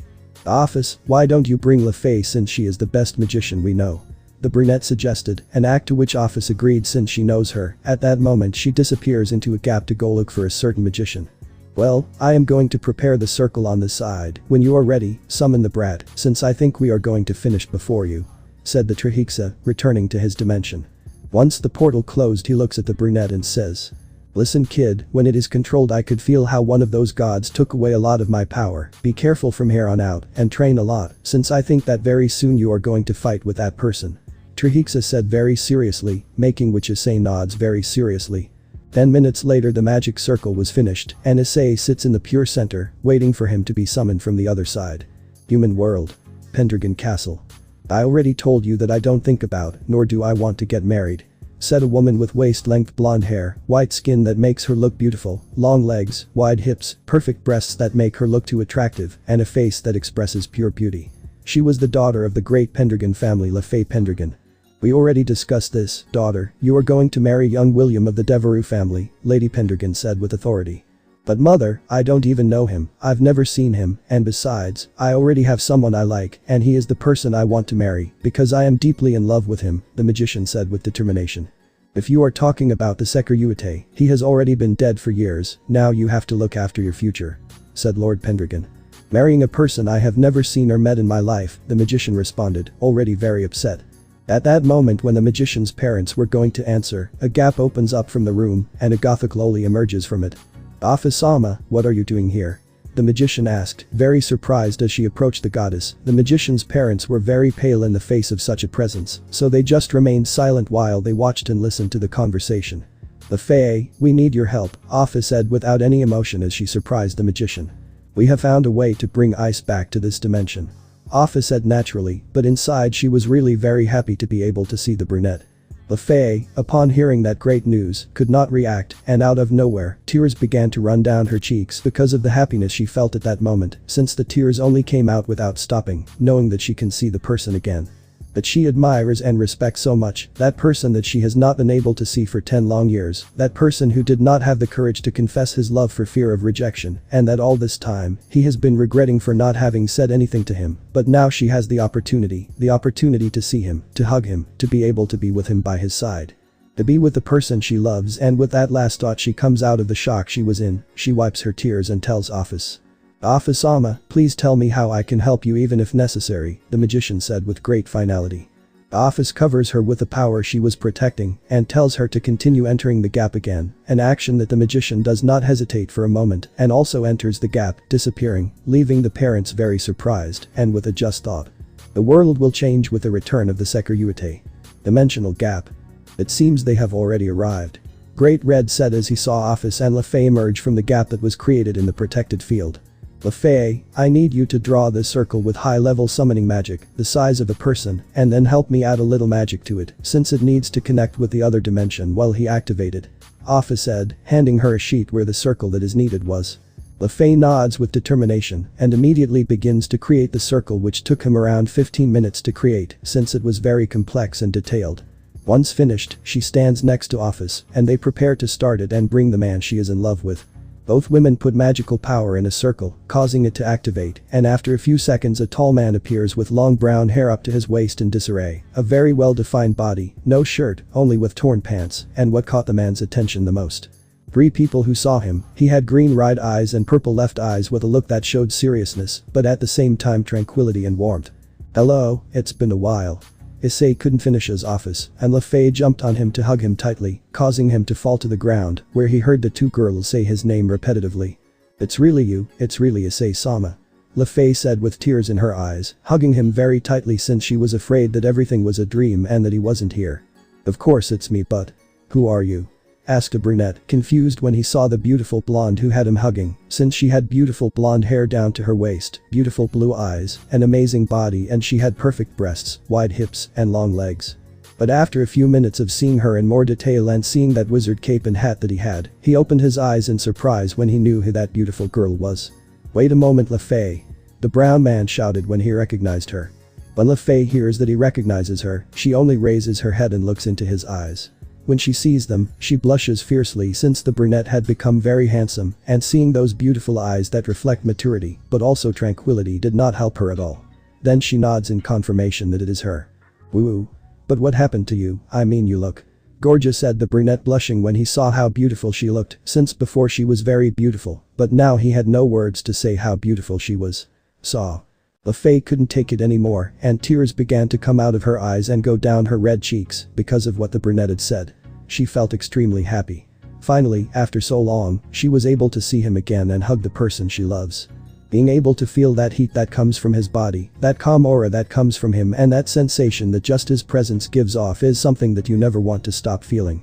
On the other hand, Office did not say anything, but her expression of happiness and joy said many things, since she had a strong grip on him, inhaling the smell, feeling his aura on her body, and the sensation of warmth and tranquility she felt when having him so close. It's a feeling she hasn't felt in years. Seeing that neither of the 2 girls wanted to let him go, Issei simply hugged them lovingly, making them hug him harder, as if he never wanted to let go, since they had settled on each side of Issei and remained like that for a few minutes. Hours. After a few hours they released him little by little until the brunette could stand up and he could see a Lefei and an Office who had his hands tightly grabbed. Lefei, although she was blushing, did not want to let him go yet, she just wanted to be like this a little longer, at Office's request that no matter what, she was not going to let him go. Issei, seeing this, just smiles, and after a day that passing you can see the 2 girls a little calmer. I'm glad you guys okay, the brunette commented as he caressed both of their heads with a smile, making them blush when they saw him smile that way. Issei-sama, I'm glad you're okay, the magician said while she tried to control her blush. I haven't seen you for so long, Lefei, look at you, you have become a beautiful woman. How long has it been? The brunette asked the blonde. 10 years, Issei-sama. The magician answered, happy but also sad to know everything that has changed in this time. 10 years. I was in it for so long, said the brunette, very surprised since he couldn't tell how much time had passed. Well, nothing can be done, I was really surprised to see how beautiful Issei looked on you, the brunette said, making the magician blush as hard as she could because of the compliment. The Office for some reason didn't like that comment, but she didn't know why. I'm really dying to see everyone, so come on girls, let's go visit everyone, the brunette said very enthusiastically. You can't, at least not yet, said a man of about 35 years old, handsome with red hair and a white suit with red parts. Great red and that appearance, it's the first time I've seen you like this, also why I can't go? The brunette asked, confused. First, your aura is very strong. If you leave here and reach the human world, with just your presence you will kill everyone. Great Red said calmly, making the brunette remember what the Trihexa told him. Second, you need a little training to be able to properly control your aura, to which I will give it to you. I finished saying Great Red. Finally, it would be better for you to stay here, well that girl tells you everything that has happened and at the same time fixes your hair, since it is a disaster and you can't walk like this, since you are a nominee to become the next true dragon god, so you need to command respect with your presence and the way you are, you're disgusting. Great Red said without mincing words, but it also surprised the brunette and the magician a lot, since they didn't know anything about that topic. After a few minutes the magician began to tell him everything that had happened and what was happening, in addition to telling him that Riaz and the others made their lives without him, making him feel really sad and depressed, but also happy since at the same time fewer are happy. So all that happened, wow, it really surprises me a lot, but I'm also happy for them. The brunette said with a sincere smile, but a tear ran down his cheek. When the magician saw this she hugged him and told him that she would always be there for him. Her making the brunette calm down a little. I also told him that all this time they have been at peace, although from time to time a group that no one knows who they are attacks causing problems. Also, Asia and Dot. Roswiis married an high-class devil named Ryu who is a teacher at Citri Academy and is friends with Sona and Riaz. Hineko and Kunu became close friends and became engaged to the son of a Yokai general and soon married. Vali got married and has 5 wives. It should be said that when the magician said that to the brunette, he was shocked since he never imagined that Vali would be interested in women, much less getting married. He has as his wife Maya, a high-class devil from the anti-mass fraction, silver hair with a good body. With a somewhat serious personality. Levini, a mage and former member of Chaos Brigido, Vali saved her from her since she was brainwashed into controlling her. Lavinia, another high-class mage, a blue-eyed blonde with a beautiful body, has a very jealous personality since she was the first of her wives, and she claims Vali as hers, since she says he is her right. Riken is another high-class devil of House Belphegor, black hair, brown eyes and a unique beauty. Avilia is a Yaokai who is Yusaka's personal lady and close friend, blue eyes, blonde and a voluptuous body. Arthur is the bodyguard of the Norse god Odin, along with Bhikkhu. Ravel is forcibly engaged by her family since she does not want to get married. He also told her that she and Ravel are very close friends, in fact you can even say that they are sisters. Hiba is dating his childhood friend from the Holy Swords project Asuka and left Tsubaki alone, leaving her very hurt and depressed. Asper has a very firm relationship with Valeria and says that he wants to follow in his senpai's footsteps and create a harem. Sona got together with Saji although they only have a dating relationship and Saji is married to Momo and Haruko. Then he told him that there are girls who were waiting for him to return and were not with anyone as in the case of Kuroka, Serafal and Yusaka, an act that greatly surprised the brunette, mainly Serafal, who had no idea why she was in love with him. Until Drake told him that it's probably because of everything he told her when her life was saved, she surely fell in love and after thinking about it for a moment she agreed with him.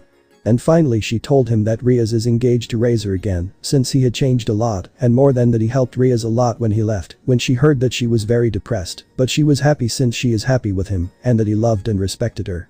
Issei remained silent while she took in all of this, while Lefei cut his hair and Office is sitting on his lap since she did not want to leave the brunette. You know I'm getting married in a few weeks, the magician commented, pulling the brunette out of his thoughts with a sad tone. You love him? Asked the brunette, quite interested. Not at all.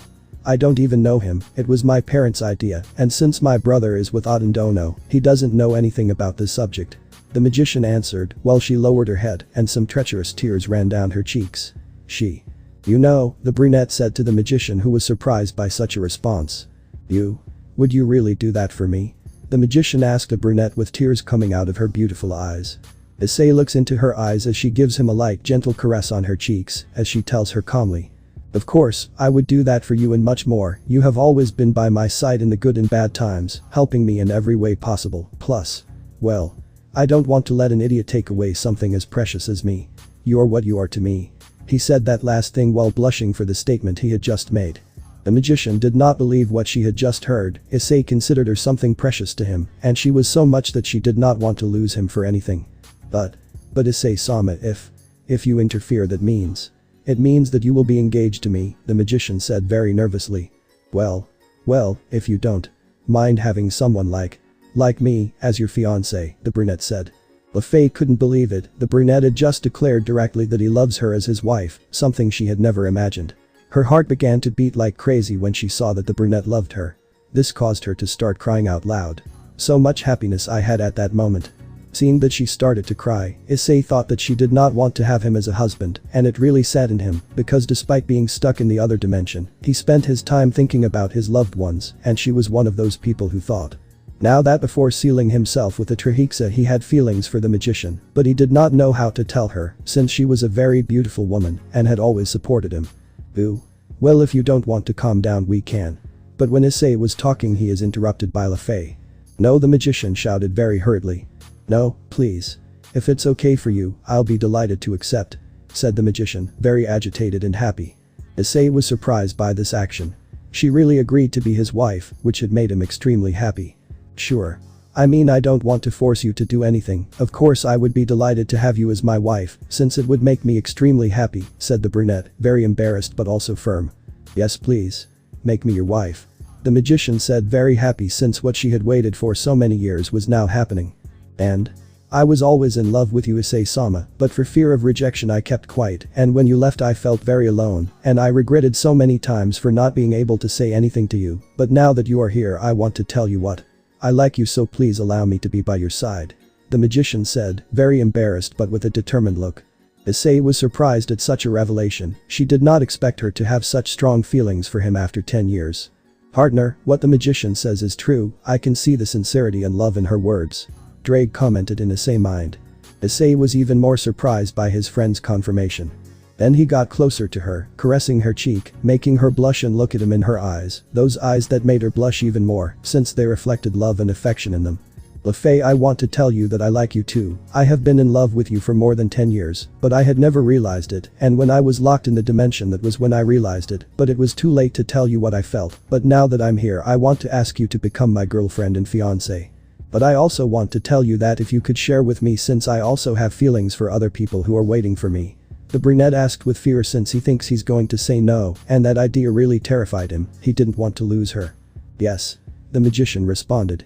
"Yes, I don't mind sharing you as long as you have me in your heart and love me the same as the others. The only thing I ask is that you always allow me to be by your side," said a very happy Lefei, since the person who had loved her is returning her love. In addition to sharing it, it didn't bother her, since she knew who the others were who had feelings for the brunette. Then in a moment the brunette begins to cut distance, an action that the magician copies by gradually getting closer to the brunette's lips and then kiss. Lip contact occurred and both were lost in the moment.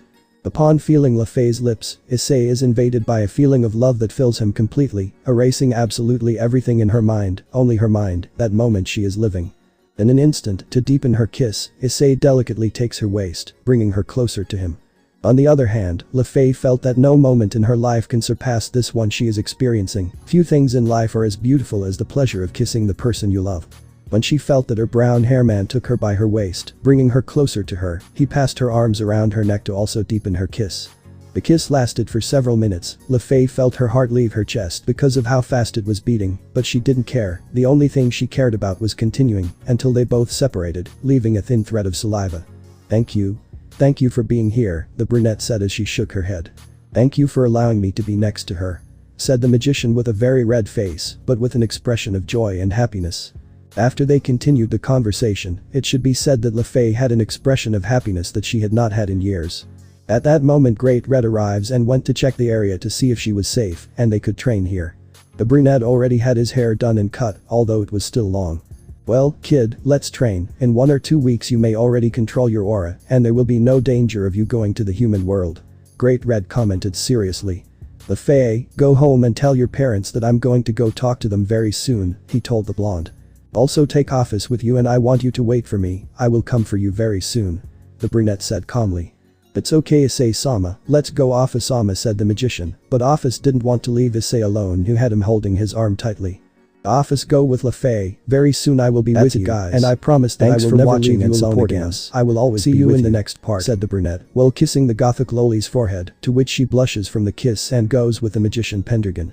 "Well, Great Red, let's get started," said the brown man excitedly. That after returning, not everything was bad news, there was also good news, as in the case of love for Lefei, and also to see if what Office feels for him is love, since he does feel I feel affection for her. "This will be fun," said the dragon with a grin. Underworld. Phoenix Castle. 3 days after Issei's return. "Mother, father, I'm going out," said the fourth daughter of the Phoenix clan, who over the years has become one of the most attractive young women in the underworld, and at only 25, with blonde hair with 2 large pigtails. Curls almost to her waist, dark blue eyes, large and firm breasts, wide hips, long white-skinned legs that make her look beautiful. "It's okay, daughter, but don't take too many days, since we have to continue with the preparations for the wedding," Lady Phoenix said. "Mother, I really have to marry him, you know who I'm in love with," said the blonde, depressed and sad, since her family is forcing her to marry the young man from the Barbados clan. Of course, daughter, we have to make the clan prosper, and the union with them would greatly benefit us all, said Lord Phoenix, happy about the commitment. But mother, you know that I already have a fiancé and he is the one I want to marry, the blonde commented with frustration and sadness. If you are referring to the Securite, forget it, that boy must already be dead, and if he is still alive, he will be sealed forever, said Lord Phoenix seriously and harshly. When Ravel hears those words, she feels great pain in her heart since she has been in pain for 10 years for having lost the person she admired and also the person she loved, and she loves because even after 10 years she is still deeply in love. Of him, there is not a day that she does not think of him and a night that she does not think of him, and she has never lost hope of seeing him again and being by his side again, but with the forced marriage she is going to lose her freedom and with that the right and the hope of being able to be by his side.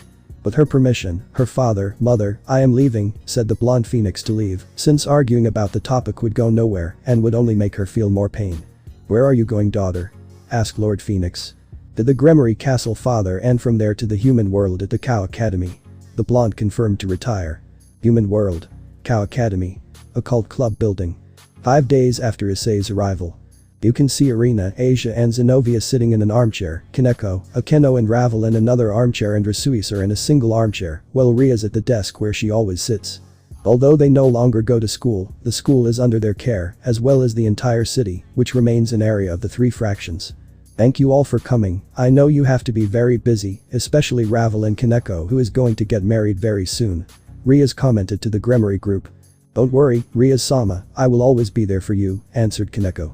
Please don't even remind me, Ria-sama, since that wedding is without my consent, added the blonde phoenix, somewhat angry and sad. What happens to Ravel? The ex-nun asked. I had an argument with my parents before leaving, since I don't want to marry the young man from the Barbados clan. The blonde answered, sad and frustrated at not being able to do anything. Why not Ravel, if that young man is very polite and kind, he also likes you a lot. The black-haired woman commented with her typical giggle. Because I don't love him, the blonde answered with tears in her eyes. Excuse me for this, but I'm not like you, the blonde commented while tears ran down her cheeks. That simple comment surprised everyone in the room, they were not expecting that answer. I only love one person, and that is the only person I want to marry and be by her side, Ravel said while she cried with frustration and sadness. I only love Issei-sama, he is the only person in this world that I can love and want to love, since he is the only person who cares about others without caring about himself, who smiles sincerely even when things are bad, who protects his loved ones with his life, who sacrifices himself for the people who are important to him even when it kills him, Ravel said, crying non-stop. Everyone present in the room was in shock. I don't know how you forgot about him just like that, as if he were nobody, although I don't judge you for that, but maybe you don't remember everything he did for all of us, in almost 2 years that we were with him, he did for us so much that not even the entire life of a demon or angel is enough to repay him. Ravel finished saying with her head down, and tears ran down her cheeks as memories came to her mind. I can't forget the person who spoke to me sincerely. Hello, my name is Haidu Issei. The person who welcomes you with a smile. Welcome, Ravel, to our home. The one who made me smile even if she didn't want to. Come on, Ravel, smile, so you look prettier. The person who saved me when they kidnapped me. Ravel, you're okay, I've come to save you. The person who protected me with his life from an evil dragon. Don't worry, Ravel, I will protect you. The person who sacrificed himself for me to stop me from being well. I won't let anything bad happen to you even if it leads to my death. The person who saw me as a woman and not as an object to prize. Well, you're very pretty, Ravel. How? Tell me how. How can you not fall in love with a person like that? Ravel said while tears ran down his cheeks without stopping. All the people in the club were shocked by the reality of those words, and for many minutes no one answered or said anything. Ravel calmed down, wiped away her tears, and broke the silence. I'm sorry everyone, but I don't feel well so I'm going to leave, said the blonde as she disappeared in a magic circle. Some time after Ravel left, the club remained dead silent until he spoke. Issei is really great, he always cared about protecting me, Asia said. I will protect you, Asia. The only person who accepted me as I was, Akeno said. I don't care what you are, forever Akeno is Akeno. The only person who supported me when I needed it, Kaneko said. I will always be there for you, Kaneko-chan. The only one who understood me, Zenobia said. Don't carry everything on your own, I'm with you too. The only one who cared about my well-being, Irina said. You're okay, Irina, I'm really glad you weren't hurt. The only one who saw me when no one saw me, said Rasuiser. You are a wonderful and very pretty woman. The only one who loved me as a woman and not for titles or wealth," said Riaz. "I love you for who you are, not for what you have. But none of that matters anymore, right?" said a voice I saw from the door. Sona. They all said at the same time, and in fact it was Sona Citri and her queen Tsubaki Shinra who had arrived and sat in 2 chairs that were free. "None of those thoughts are important to see anymore, even if Issei-kun returns," Citri commented out loud so that everyone could hear her. "What do you mean, Sona?" asked Riaz, a little annoyed at the comment. "Even if Issei-kun returns, nothing will change for you. Akeno and Rasuisar-san are married, Asia-san, Irina-san and Zenobia-san have had boyfriends for almost 8 years. I imagine they are too in love to finish them, and both Kaneko and Urias are leaving home very soon," Citri answered calmly and serenely. Everyone was silent since they couldn't say anything because those words were pure and harsh reality. "Even so, Ice only loves me. He will come to my side since he is my lover," Riaz said, breaking the silence with words of great pride. Tell me something, Riaz. How do you think Issei-kun is going to react when he realizes that the women he loves and gave his life for are married or have boyfriends?" Sona said, already married. That Riaz doesn't understand. "But only we can be his girlfriends and wives," Asia said. "Asia-san, tell me something. If Issei-san comes back, you will leave Waldsimler-san to be Issei-san's girlfriend?" Queen Citri asked. Asia froze at that question because she didn't know what to do since she loved Issei-san, but she didn't want to leave her boyfriend because she was in love with him. "I'm going to tell you something as a friend. If Issei-kun comes back, do him a favor, forget about him, and do as you have done until now, because he doesn't exist," said the Citri, shocking everyone. "And mainly let him fall in love, since there are really women who are really waiting for him, like Wanisama and Kuroka, who are waiting for him, and not like you who say they are waiting for him, but there are with other men," commented the Citri angrily. She acted. He then got up and walked to the door with his queen to withdraw. "I hope you follow the advice I gave you," the Citri said before leaving through the door with her queen at her side. Everyone in the room was in shock since those hard and cold words that the Citri heiress told them were the pure truth. Then the thought ran through the minds of everyone present. Maybe we don't wait long enough. Dimensional gap. 1 week after Issei's arrival. "It seems that you are ready. Look, controlling all that aura in that way is impressive, Larva," Great Red said while washing Issei. "Thank you, Great Red, for your help." The brunette thanked him. "Not to mention, since that is a small gift for being the next dragon god," Great Red confirmed. Brag, who heard this, was so moved that he cried with happiness. Since he was not the Op-Eye dragon, now he has a nickname worthy of him, and even more than that, now he was going to be respected and feared as he should be. "What's wrong, Drag?" asked a brunette when he heard that his friend was crying. "I'm happy, nothing more. Since I'm no longer an Op-Eye dragon, now I have a nickname worthy of me. I'm so happy that I can't stop crying," Dryag said with mixed feelings. "Now, calm down, friend. Sorry for everything I've put you through, but now I will build a reputation worthy of you, friend," said the brunette with determination. Issei turned to see where Great Red was and said in a serious tone. "Please, Great Red, don't tell anyone about what happened here, please," said the brunette, remembering that the first few days he spent crying in pain when he saw that his loved ones had changed him so easily. "Don't worry, Larva, no one is going to know anything. For now you better go clean all that dirt that you have in the lake," the Great Red ordered Issei, an act that Issei obeyed, and after a few minutes he returns clean, but with the worn clothes that had before. "Well, I'm leaving. I'm going to go see Office and LaFay," said Issei. "Wait, how are you going to go dressed like that to your females?" Great Red said, confusing the brown man, who no longer understood what he was referring to. "You are now the one with the title of the next dragon god. You need to make them respect you wherever you go, and with those clothes, you are only going to make them laugh at you and make fun of us," commented the Great Red in a very I would be.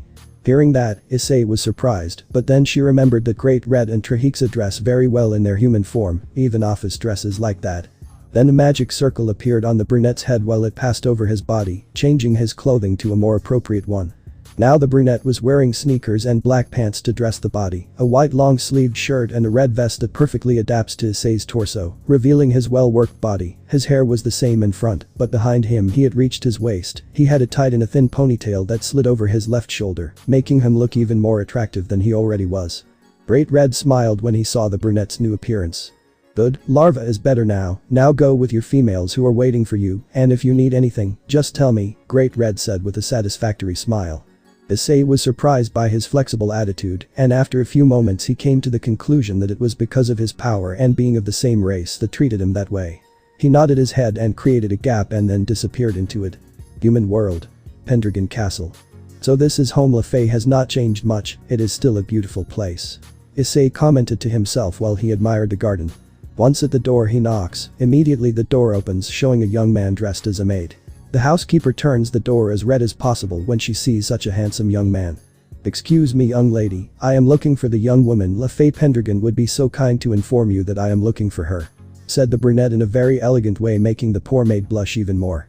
But before she can answer, a gothic loli comes out with the intention of hugging him, but when she was a few centimeters away from him, she freezes while a big blush runs across her cheeks. When she sees how good the brunette looks, she didn't know why he was acting like that way, but I let them pass. I still didn't understand well what was called feelings. Seconds later the magician comes out to receive him, but when she sees him she is petrified. When she sees how handsome and sexy he looks, her heart begins to beat as if there were no tomorrow. Seeing her girlfriend like that, Issei thinks that she really looks adorable, and she thinks about playing a little prank on him. She approaches the magician slowly, making her blush intensify. She swims closer to where her boyfriend hugs her waist with delicacy and love, making the beautiful magician blow smoke out of her head because of how embarrassed she is to have him so close. At that moment Issei leans into her ear and says softly, "You look extremely pretty when you're embarrassed," and kisses her tenderly, making the magician get lost in her mind. Since the contact is simply carried away by that moment that makes her heart not stop beating like crazy. After a few moments they separate, leaving a thin thread of sap. "Ice, why don't we go in?" Afa said, taking the couple out of his thoughts. "Of course, my parents are waiting for you," the magician said with a big smile. They all passed, walking down a long corridor until they reached a very large room where there was a couple waiting for them. When the brunette sees them, he adopts a serious attitude. "Have a very good afternoon, Lord and Lady Pendragon," said the brunette when he arrived in front of them, bowing his head a little in respect. "Have a very good afternoon, young Haidu," Lord Pendragon said in a calm manner.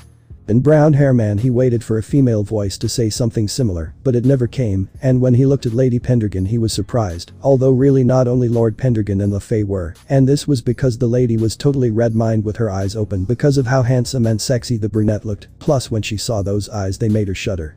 The right eye showed her tranquility, but at the same time it is full of tranquility and respect, while the left one was warm and deep, but also transmitted maturity and wisdom. "Mother is okay?" a worried Lafay asked when she saw her mother like that. "Hey yes, I'm sorry, have a very good afternoon, young Haidu," lady answered, a little calmer while everyone took their seats. Issei sat in a long chair with Office on his right who was hugging him, and a very nervous Lafay on his left. Seeing her like this, Issei takes her hand to calm her down. Lord and Lady Pendragon, who were sitting in another chair in front of them, watched the action and showed them that he really loves her, although they still don't know to what extent.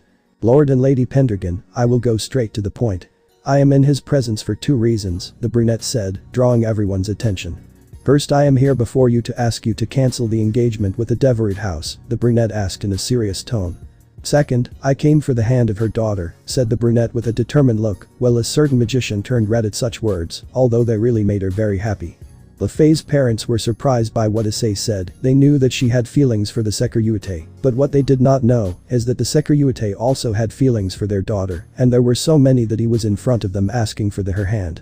They were really happy, although William Deverett was not a saint, at least he would have his daughter safe if they tried something against her, but if she is with the Securitate, who would dare to lay a hand on the wife of one of the most dangerous men strong in the world? But before they can say anything the door bursts open, revealing a high-status man with black hair and formal clothing and a fine face. "I have come for my fiancée, where is my beautiful princess?" the young man said with a lascivious face, but he changed it to anger and displeasure when he saw his fiancée so attached and holding the hand of another man. "What are you doing here, William, and stop calling me that? I'm not going to marry you," the magician demanded with anger in her eyes. William walked to where this one was, she said. "Stop playing, you know that you are only safe with me, so come with me at once," young William said angrily, but when he was about to grab his hand the brunette stopped him. "What are you doing, you dirty commoner? Let go of me, you're going to contaminate me with your dirt," William claimed to the brunette, who simply ignored him. Issei gets up from the couch while she squeezes the black-haired man's hand harder until she breaks it. In a second, the screams of pain that came from her black-haired man could be heard. Issei lets go of his hand and falls to the ground from the pain. At that moment everything in the room becomes cold and the air heavy. This is because Issei released a minimal part of his aura, causing everyone to start breathing hard. The brown, upon seeing that, concentrates so that all his aura is directed solely at young William. Lafay's parents were surprised by the powerful aura that Issei had. "I'll only tell you 2 things, the brunette said to the black-haired man who was on the ground almost unconscious due to the powerful aura he felt. "First, show respect when you are in my presence," said the brunette in a serious tone. The second, absolutely no one touches my wife, understood, the brunette asked, receiving a yes, nothing more from the black-haired man before falling unconscious. Issei keeps her aura again, sits down again next to Office, grabs him again by the brunette's arm. Lefay was blushing when she saw how he defended her, and even more so for having called her wife, making her feel extremely happy. Well then, where do we stay, Lord and Lady Pendragon, the brunette said in a calm manner. Lord and Lady saw the unconscious William under the brunette's feet and did not know what to say. That saying is really true, don't touch a dragon's things, you've got yourself a good man, daughter, the Lord said happily, as they took an unconscious William away. The brunette was surprised and touched the back of his head with his hand as a sign of shame, well he blushed a little, on the part of Lefay, who had her face covered with her hands out of shame, although she had a big smile, knowing that the man loves he reciprocates his feelings. Well, young Haidu, how about he gets married in 3 weeks? The lady said to the young man who was surprised. Since I see that my daughter loves you very much and you love her, and that we had everything prepared for the wedding with William, we can take advantage and marry my daughter at once. Lady said with a big smile, since she knew that her daughter was not going to make the only one, but at least she was going to make her first thick one.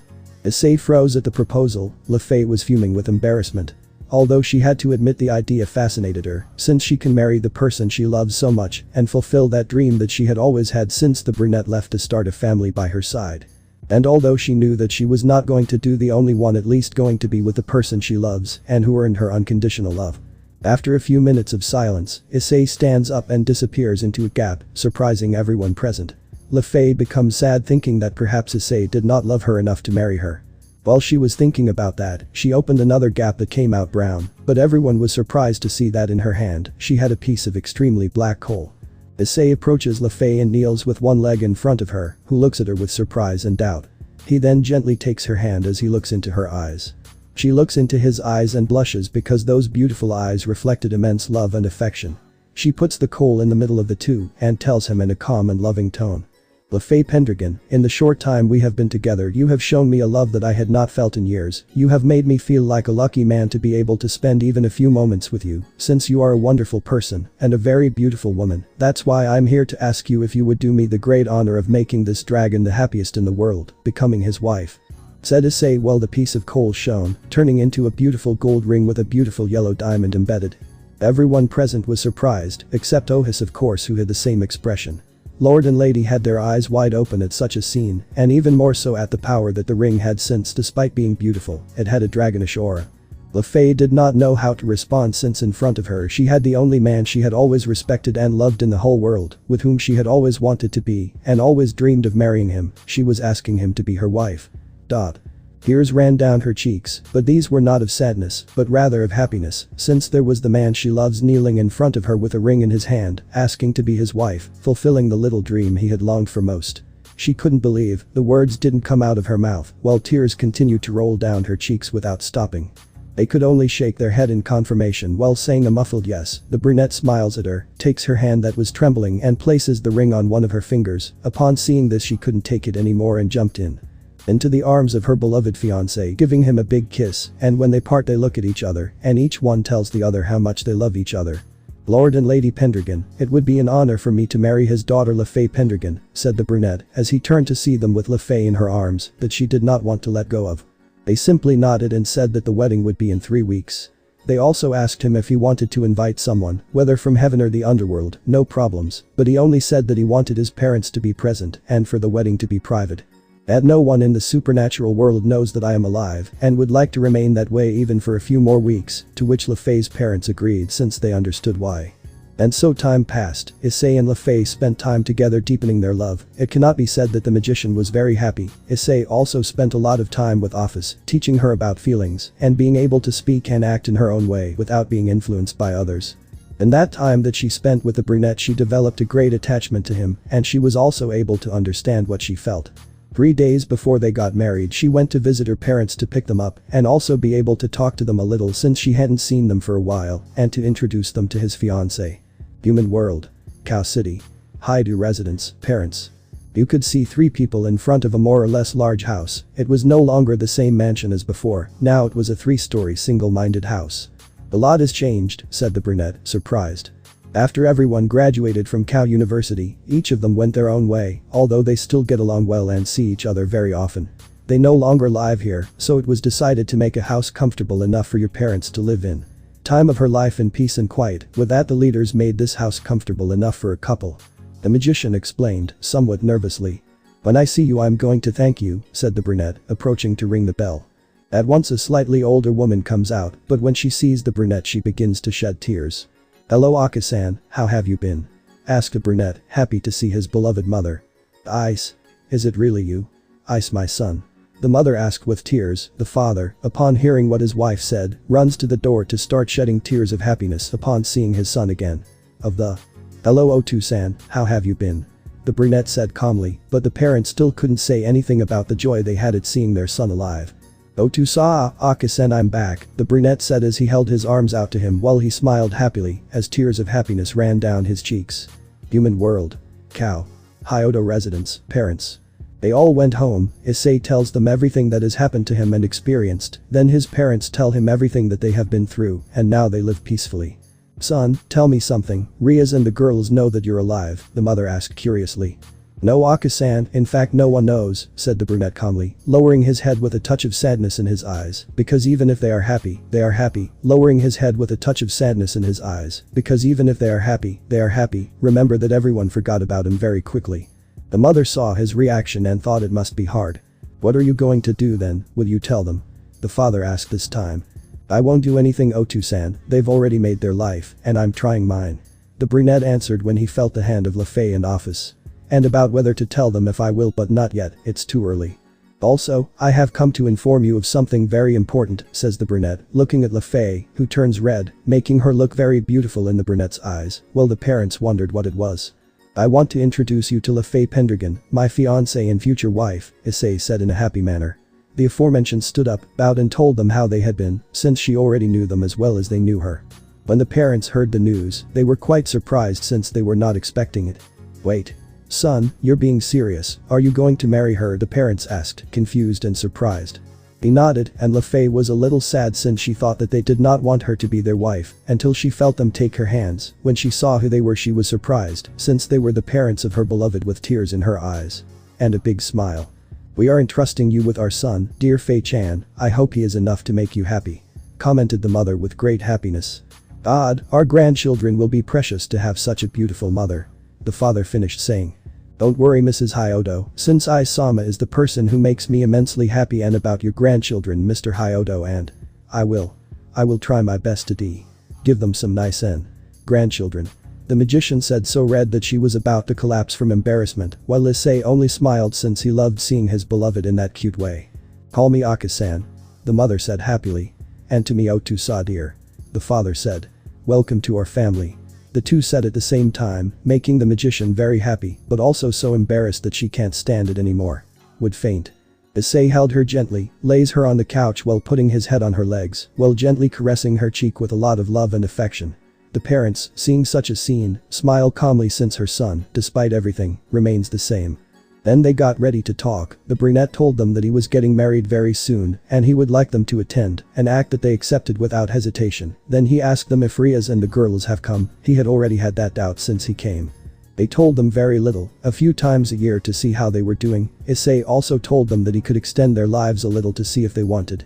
An act that they accepted since they wanted to see how many grandchildren they were going to have, and with how many women is his son going to marry, since they knew that Lefei was not the only one who really loved him, and that there were more than expected. The brunette inserted a minimum fraction of power into their bodies, prolonging their lives, so they spent the afternoon talking and laughing with Office, who talks to them a little since the brunette recommended that they socialize a little, so that they get used to people. Later, when Lefei woke up, the brunette's parents were no longer there, only the brunette in Office, who was lying on the other lap with her eyes closed, relaxing with the caresses that the brunette was giving her on her head and face. Good afternoon, my sleeping beauty, you slept well, the brunette asked with a smile, making the magician's heart speed up a lot, while her cheeks were dyed red, and it didn't help at all that he was caressing her hair, relaxing her more. She could only put her hands on her face, hiding her blush. Don't worry, you look very beautiful when you're like this, and even more so when you're sleeping, the brunette said, making the blonde blush even more, but she felt like a dream to be able to be with him like that. Once she sat up, they stayed in the room talking calmly. Office also commented something from time to time, as she became less and less rigid in her way of expressing herself. At night they have dinner with Issei's parents, and after a bath each one goes to sleep. Of course, the parents in their room and Issei with his two companions in another, Issei in the center, while Lefei and Office on each side. Lefei wore two-piece pajamas to sleep, long plain pants that fit her body perfectly, showing off her voluptuous hips and sexy legs. A plain pink blouse that suited her sexy figure with a chest that looked irresistible. Issei had to admit that Lefei was quite a woman, but thanks to that he had problems because although he had been sleeping with her for a while, the temptation to see her like that and devour her was many, but thanks to Drake he controlled himself, well somewhat, since sometimes he touched her breasts and butt. She let out some light moans, making the brunette very excited. He also slept with Office, and although the feeling he had continued to grow, it did not cause him much, since she still had the appearance of a child. Time passed very quickly and it was time for the wedding, where only the Pendragon family and the Hyodo family were present, since it was a private wedding, and Office, who was with Issei's parents, since she has a certain feeling, attachment or gratitude towards they also always treated her well. In front of the altar you could see a man who was dying of nerves. "Calm down, partner, everything is going to be fine. I know that the feelings of love she feels for you are true," said the dragon, trying to reassure his friend. "I know, Drake, but I feel nervous. Don't you think all this is very fast? I mean, we only came back a few weeks, and we are already getting tired," the brunette said nervously. "Of course not, you have very deep feelings for her since long before we were sealed, and she is just like you," said the dragon, trying to get that idea out of his head, but when he sees his partner he realizes that he is not succeeding. Since Issei is trembling. "Seriously, partner, you have fought with demons, fallen angels, gods, mystical beasts, evil dragons, you even fought against the Trihexa hand to hand and without any fear, and you are here trembling at the idea of getting married." The dragon reprimanded his friend. "Now that I couldn't believe it. Also, look how happy she looks," said the dragon, making the brunette look shocked by how beautiful his fiancée looked dressed as a bride. Issei stopped trembling when she saw her like that. She was left marveling at such a beautiful piece of art. Lefei arrives next to him and what she sees in his eyes makes the brunette blush and thinking, how can such a pretty and adorable person exist? The brunette looks back at her and says, "You look beautiful." Making her maga blushed at what was mentioned, and seeing how handsome he looked didn't help her control her blush either, but she still smiled. She was happy since she was finally fulfilling her long-awaited and greatest dream, being with the person she loves with all his heart.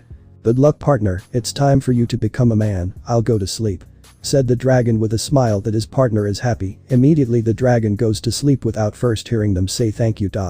The wedding continued normally, then a small party followed to congratulate them for 1 to 2 hours.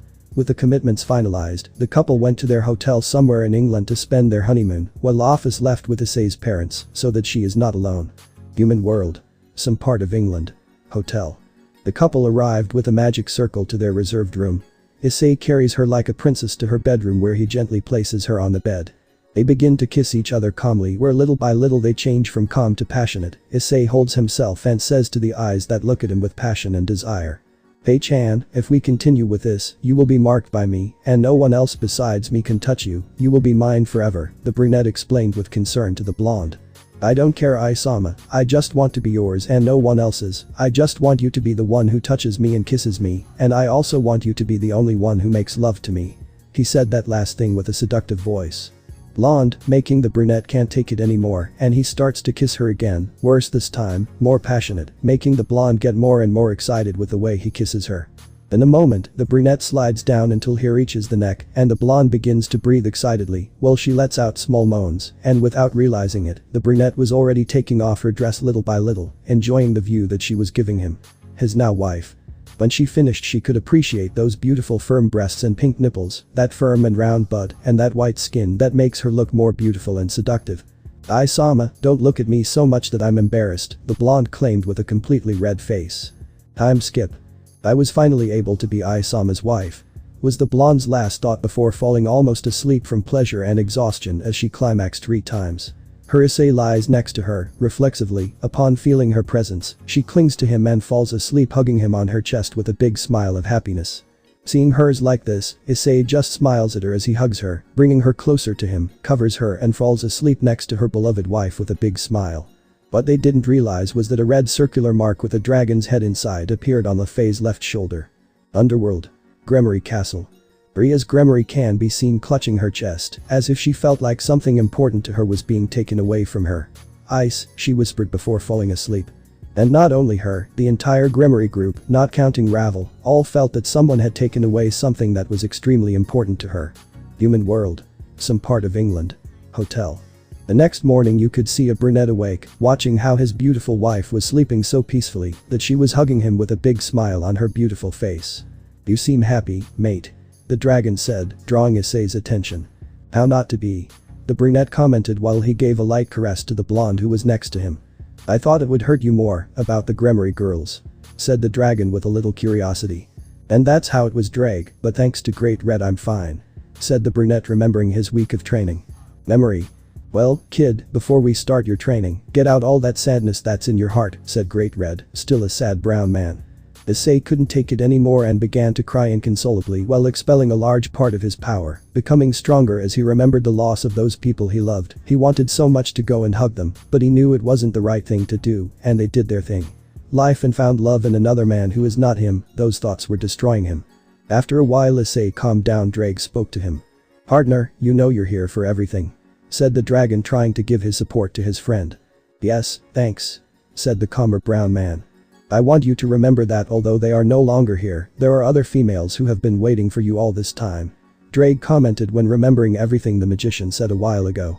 Issei remembered that Lefay told him that although the Gremory group are married or have boyfriends, there are other women who have been alone waiting for his return.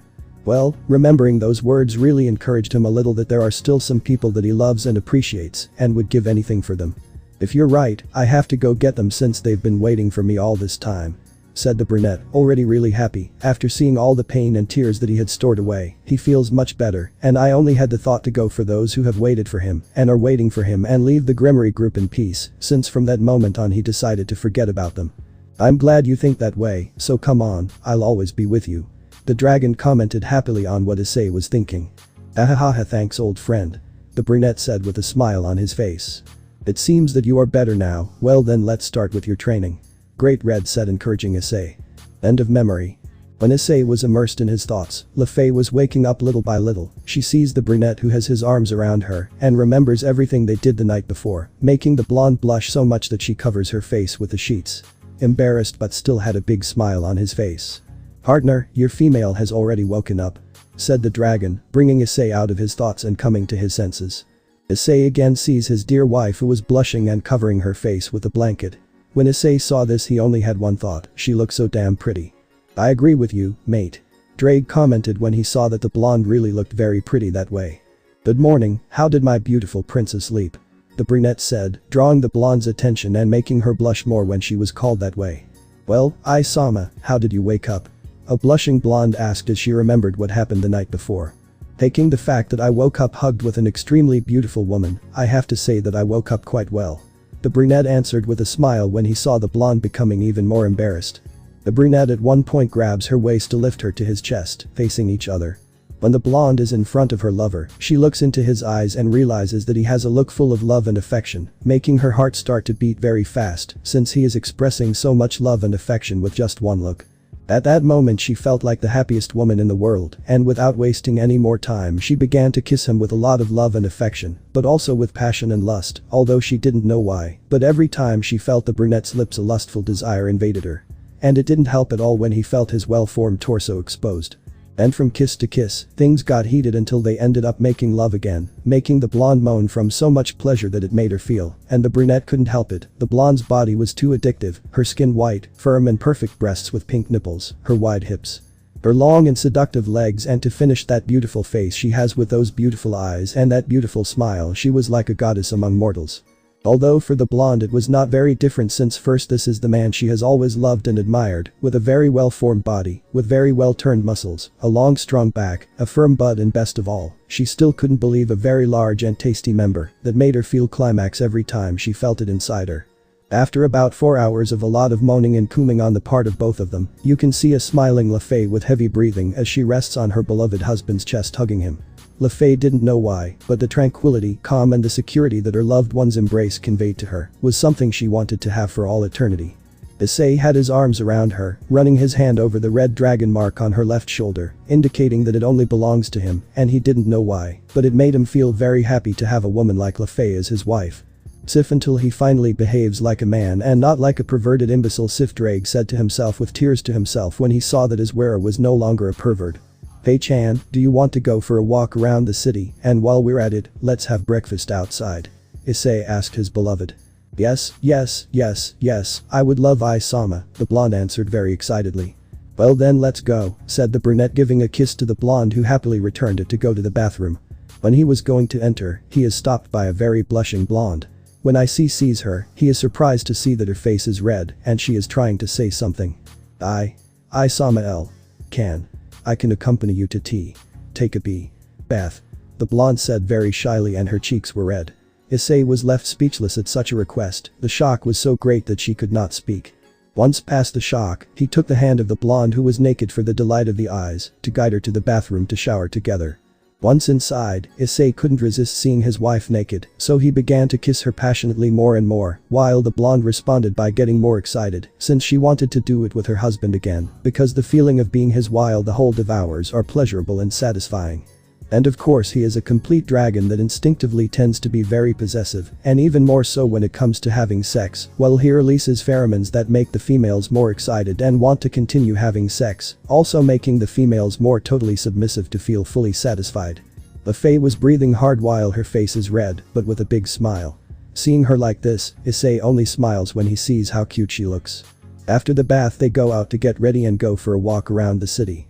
Issei was wearing long dark blue pants and a plain white sleeveless jacket, showing off his well-formed pectorals and arms, while Fei was wearing a white dress that reached her knees. And leaving her shoulders bare, also showing her red dragon mark on her left shoulder with pride, as she felt happy to be with her lover. They walked along a beach that was near the hotel for a few minutes, then they found a nice place to have breakfast, so they left holding hands, leaving everyone, both men and women, blushing. For women, seeing Issei was a delight for them with his long hair tied up, a very beautiful face with eyes of each color that made him look very handsome, his well-turned arms and his good torso that could be seen through the shirt, leaving the red women with their many fantasies. While for the shoulders, seeing Fei was like seeing the woman as an angel with flowing blonde hair, fine white skin, perfect breasts, wide hips and long white legs, and with that dress she was wearing it made her look more beautiful than ever. What was already happening was that seeing the red dragon mark on her left shoulder generated a lot of intrigue, but for some reason it made her look very sexy.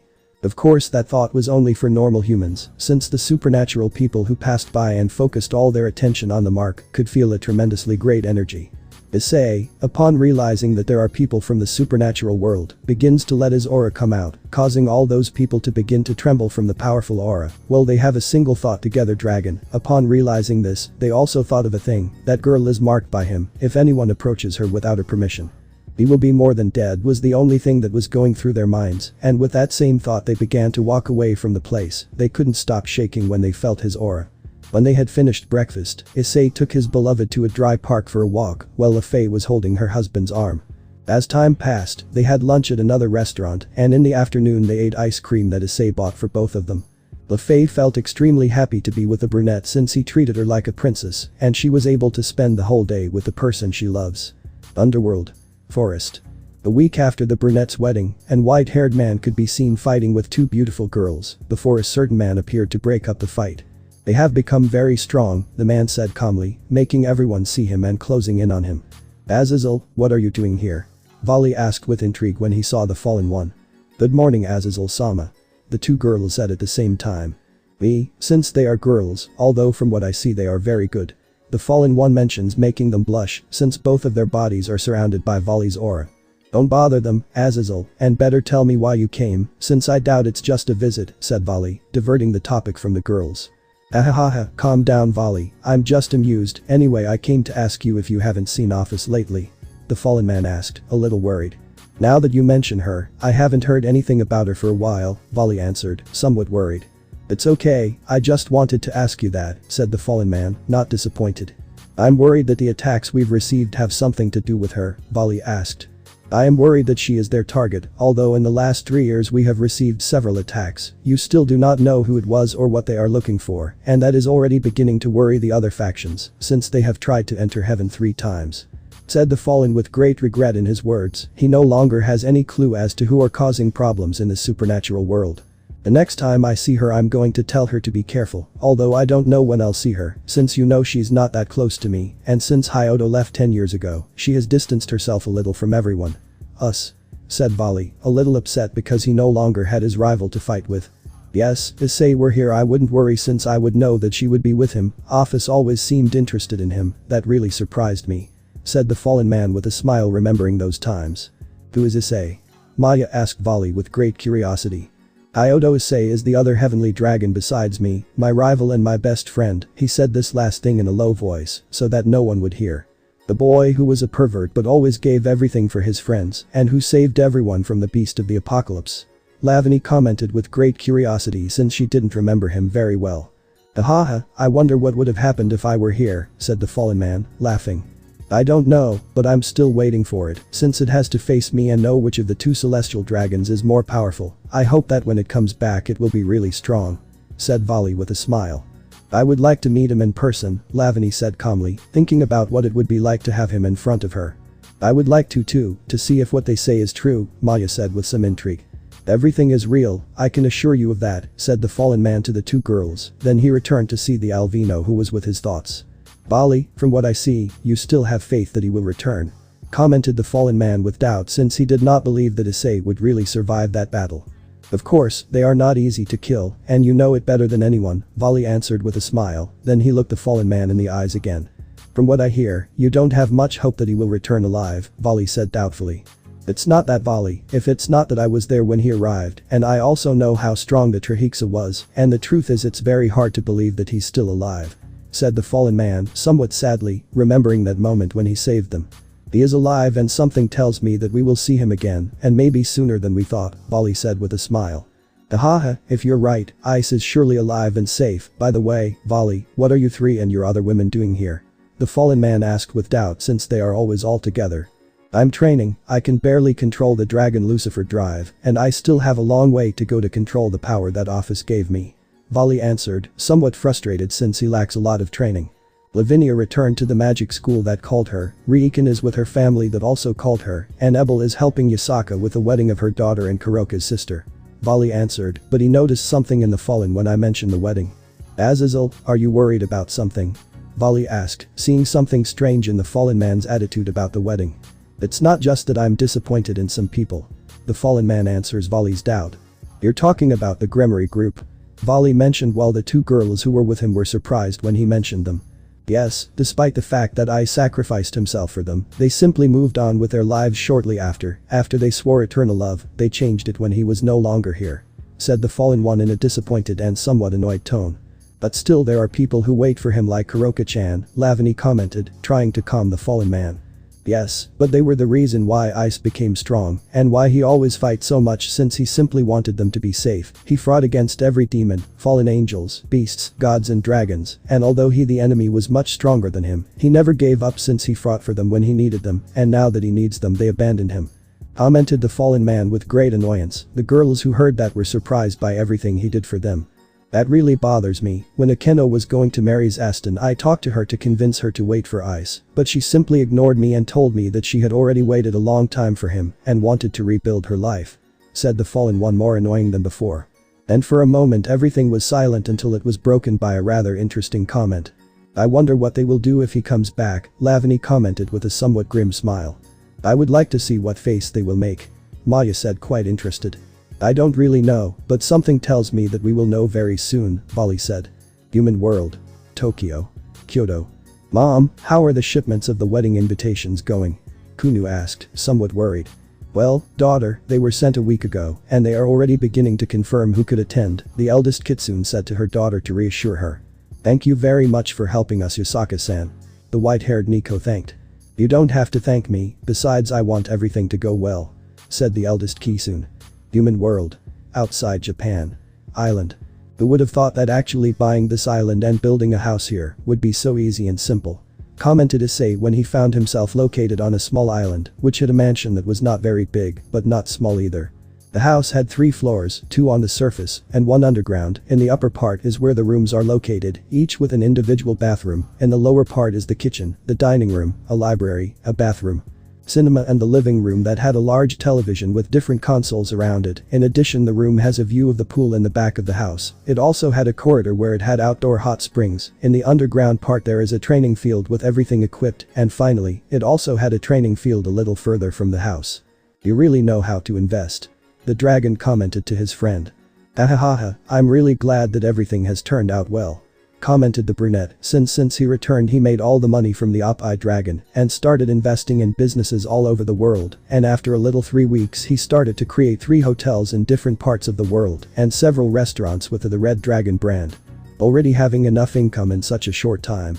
15. Now what are you thinking of doing? Drake commented to Issei. Drake, I still haven't mastered that transformation 100%, and if what the Trihexa said is true, an enemy will really appear soon, and I want to be prepared for what happens. The brunette confirmed in a serious tone. What would you do with your females and those that will come?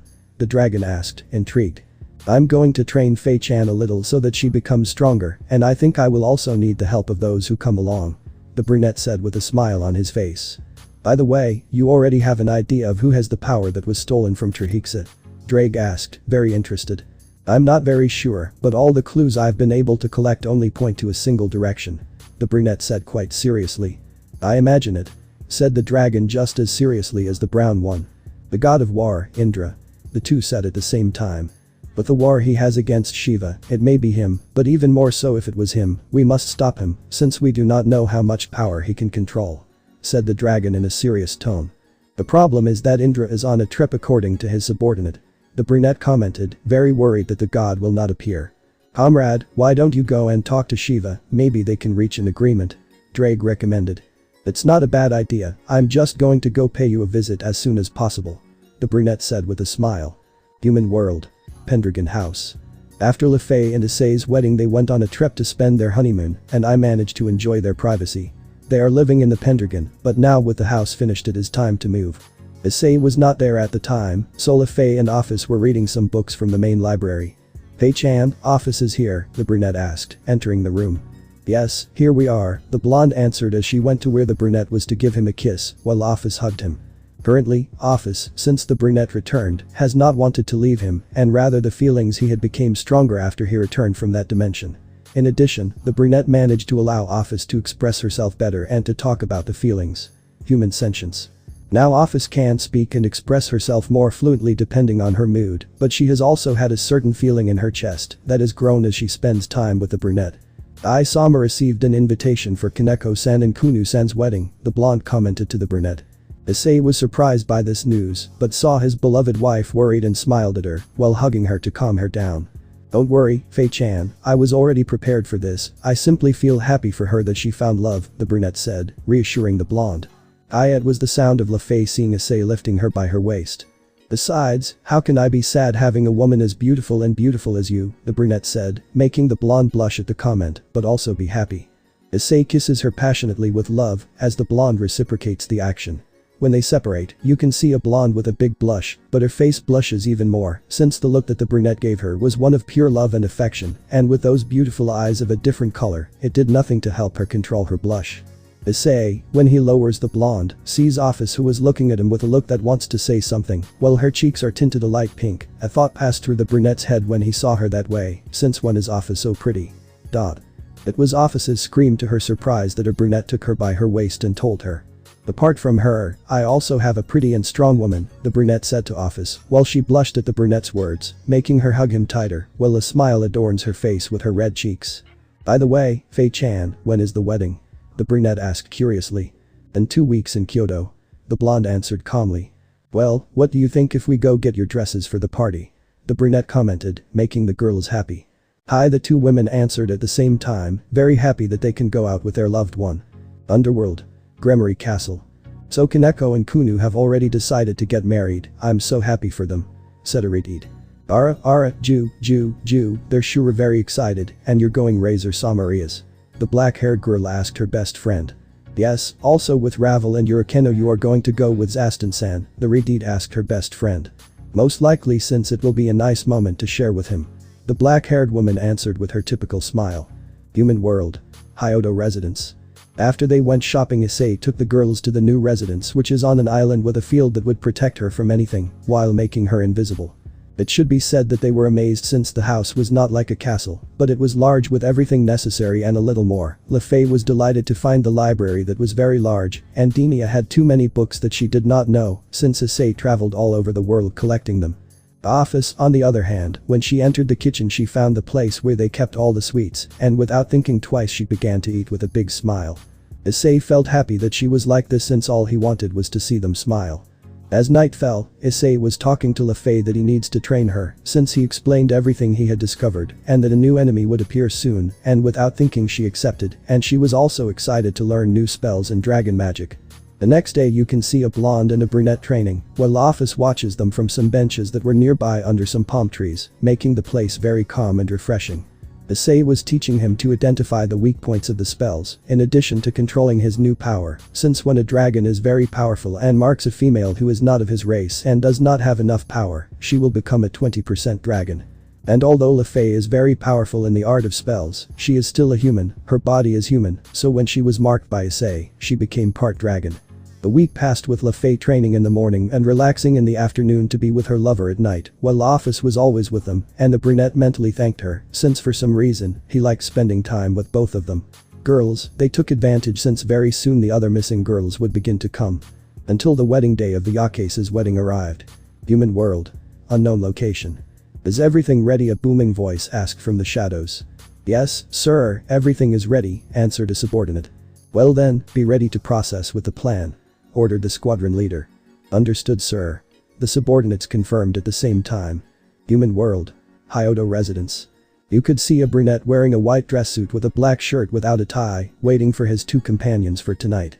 He was in his thoughts until he heard some footsteps that brought him out of his thoughts, and he turned to the stairs to see who was coming down them, and his surprise was pleasant.